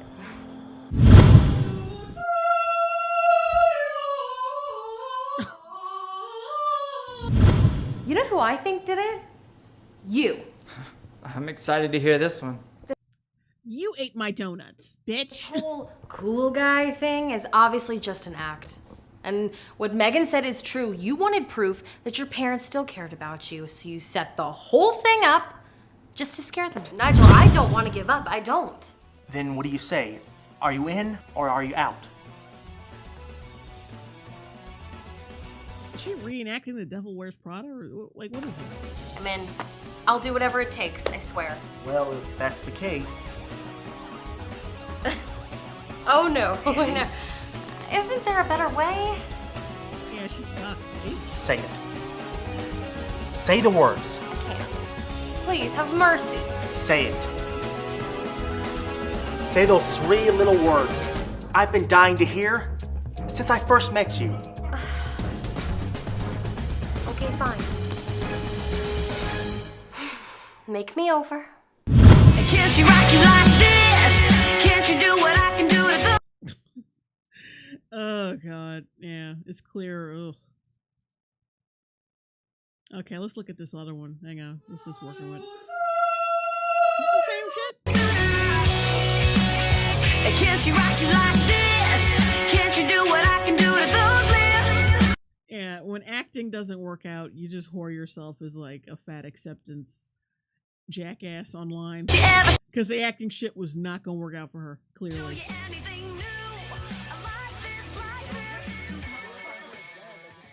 I don't know how we could get out in time. Guys, I'm really sorry for that music. I had to turn it down. You know, I don't have anything like that to deal with. My life isn't screwed up at all. Wait, Lexi Nemo as Heather in the 700 Club. Isn't the 700 Club like a religious film? We'd cleared the ridge line, and when I scanned the instruments, my airspeed indicator was reading 110, and it had dropped to 40 in just the snap of a finger. And that was when I told the girls, I'm sorry, I don't think we're gonna make it. And I told them I'd loved them, and I shoved the nose of the plane down into the canyon. Memorial Day 2012. Brian Brown flew his wife Jayanne and daughter Heather from Sacramento to Idaho in his Cessna. They were on their way to visit their oldest daughter Tabitha. Halfway to their destination, a dangerous storm formed around them. I could see the weather closing in around us, and that's when I really knew we were in trouble. The flight itself started getting more yeah, it's a Christian program. Yeah, I figured that. I was left like, I turn, heard right that. turn kind of things. It was really scary. Because we were so close to the mountains, I was trying to stay under the cloud layer, but above the mountainous terrain. And it left this really small margin of us to be able to fly in. The overall sense of stress in the plane was a little bit higher. As the intensity of the storm increased, Jayanne started to pray. Jayanne had... His head hit the windshield and he was bleeding heavily. I woke up from the impact, and when I looked over to where Jayanne was sitting, Jayanne was just basically hanging like a rag doll. My heart just sunk. I really thought I'd killed Jayanne in the crash. My mom, I thought at first, had died almost instantly because she was very limp, hanging over. I held Jayanne's head in line to try and keep her airway open. And Heather and I can barely see her in this one. kept calling to her. Damn it. But today, I had the chance to actually save people. And I couldn't do it. Yeah, well, essentially she sucks. She sucks at acting. So, she just moved on to actually being a fat acceptance jackass online. Basically. Recent roles: Silent Spectres in the independent film superhero support group directed by Sidney Hood, featuring an episode of the 700 Club by CBM. Holly in the feature Exorcist. Shark Exorcist directed by... Wait a minute! Holly in the feature... She's in Shark Exorcist? Wait a minute. Wait. Because I've heard of that. Hang on a second.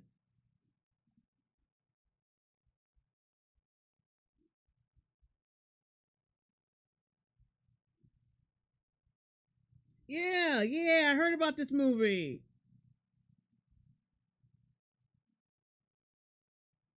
Shark Exorcist? She's in fucking Shark Exorcist. God damn. No wonder she never progressed. God damn it.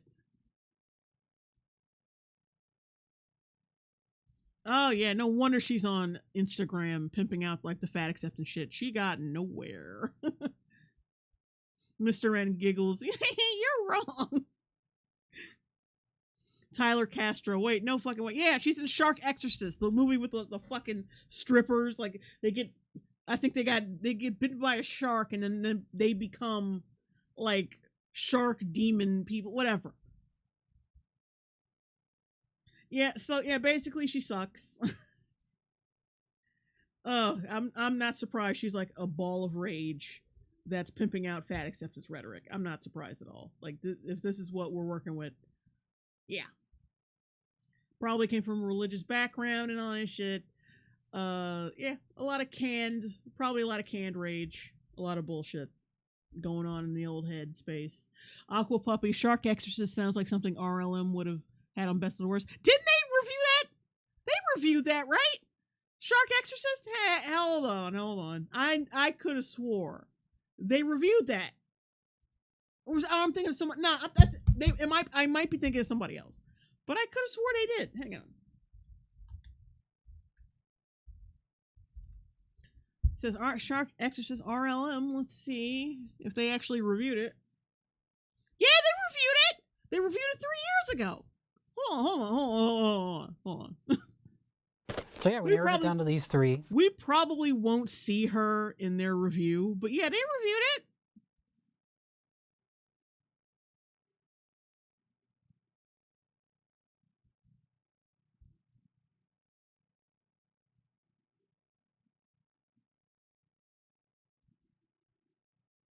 Holy shit, I think I found her. That was quick. Hold up. Let's rewind. She's an elderly She's an elderly overweight pervert. An elderly, overweight pervert, but he's an elderly pervert. She's an elderly overweight pervert. Yep, there she is. I mean, you can obviously tell. It's her. You know, they probably only allow like one fat person in this fucking film, considering their casting choices. So, is this a swimming test? Donald Farmer was always a pervert, but he got to the point where he was so old that eventually his money wasn't enough to get the babes anymore, so he had to make a shark movie. And that's the only way he's going to look at half-naked titty flesh anymore. Well, it's important to point out his fetish. There's no. Anyway, yeah, okay, so we proved that she was in it. Okay. Yeah, the whale in a shark movie. Oh, Lord, forgive me. But all right. Okay, so that's gonna be it for tonight, guys. I want to thank you guys for tuning in. Thank you for all the super chats and the comments and all that and all the well wishes and all that, and of course partaking in this cringe. Thank you. I gotta go eat something. I'm starving, and I'm gonna go Betty Bye and all that shit. Like I said, the Velma reaction will be out within the next few days. I just need to finish editing it, and I'm using new software to edit it, so it's kind of like I've been maneuvering a little clumsily with this video, but it will be out. It will be nice within the next few days. Mackie Sky, $2 super chat, wins the next NOC JLongbone review videos. Also the craft. Good night. Yeah, good night, guys. And oh, right. Velma reaction. I'm gonna see if I can do something with that Zootopia shit. But yeah, Velma reaction, that's coming out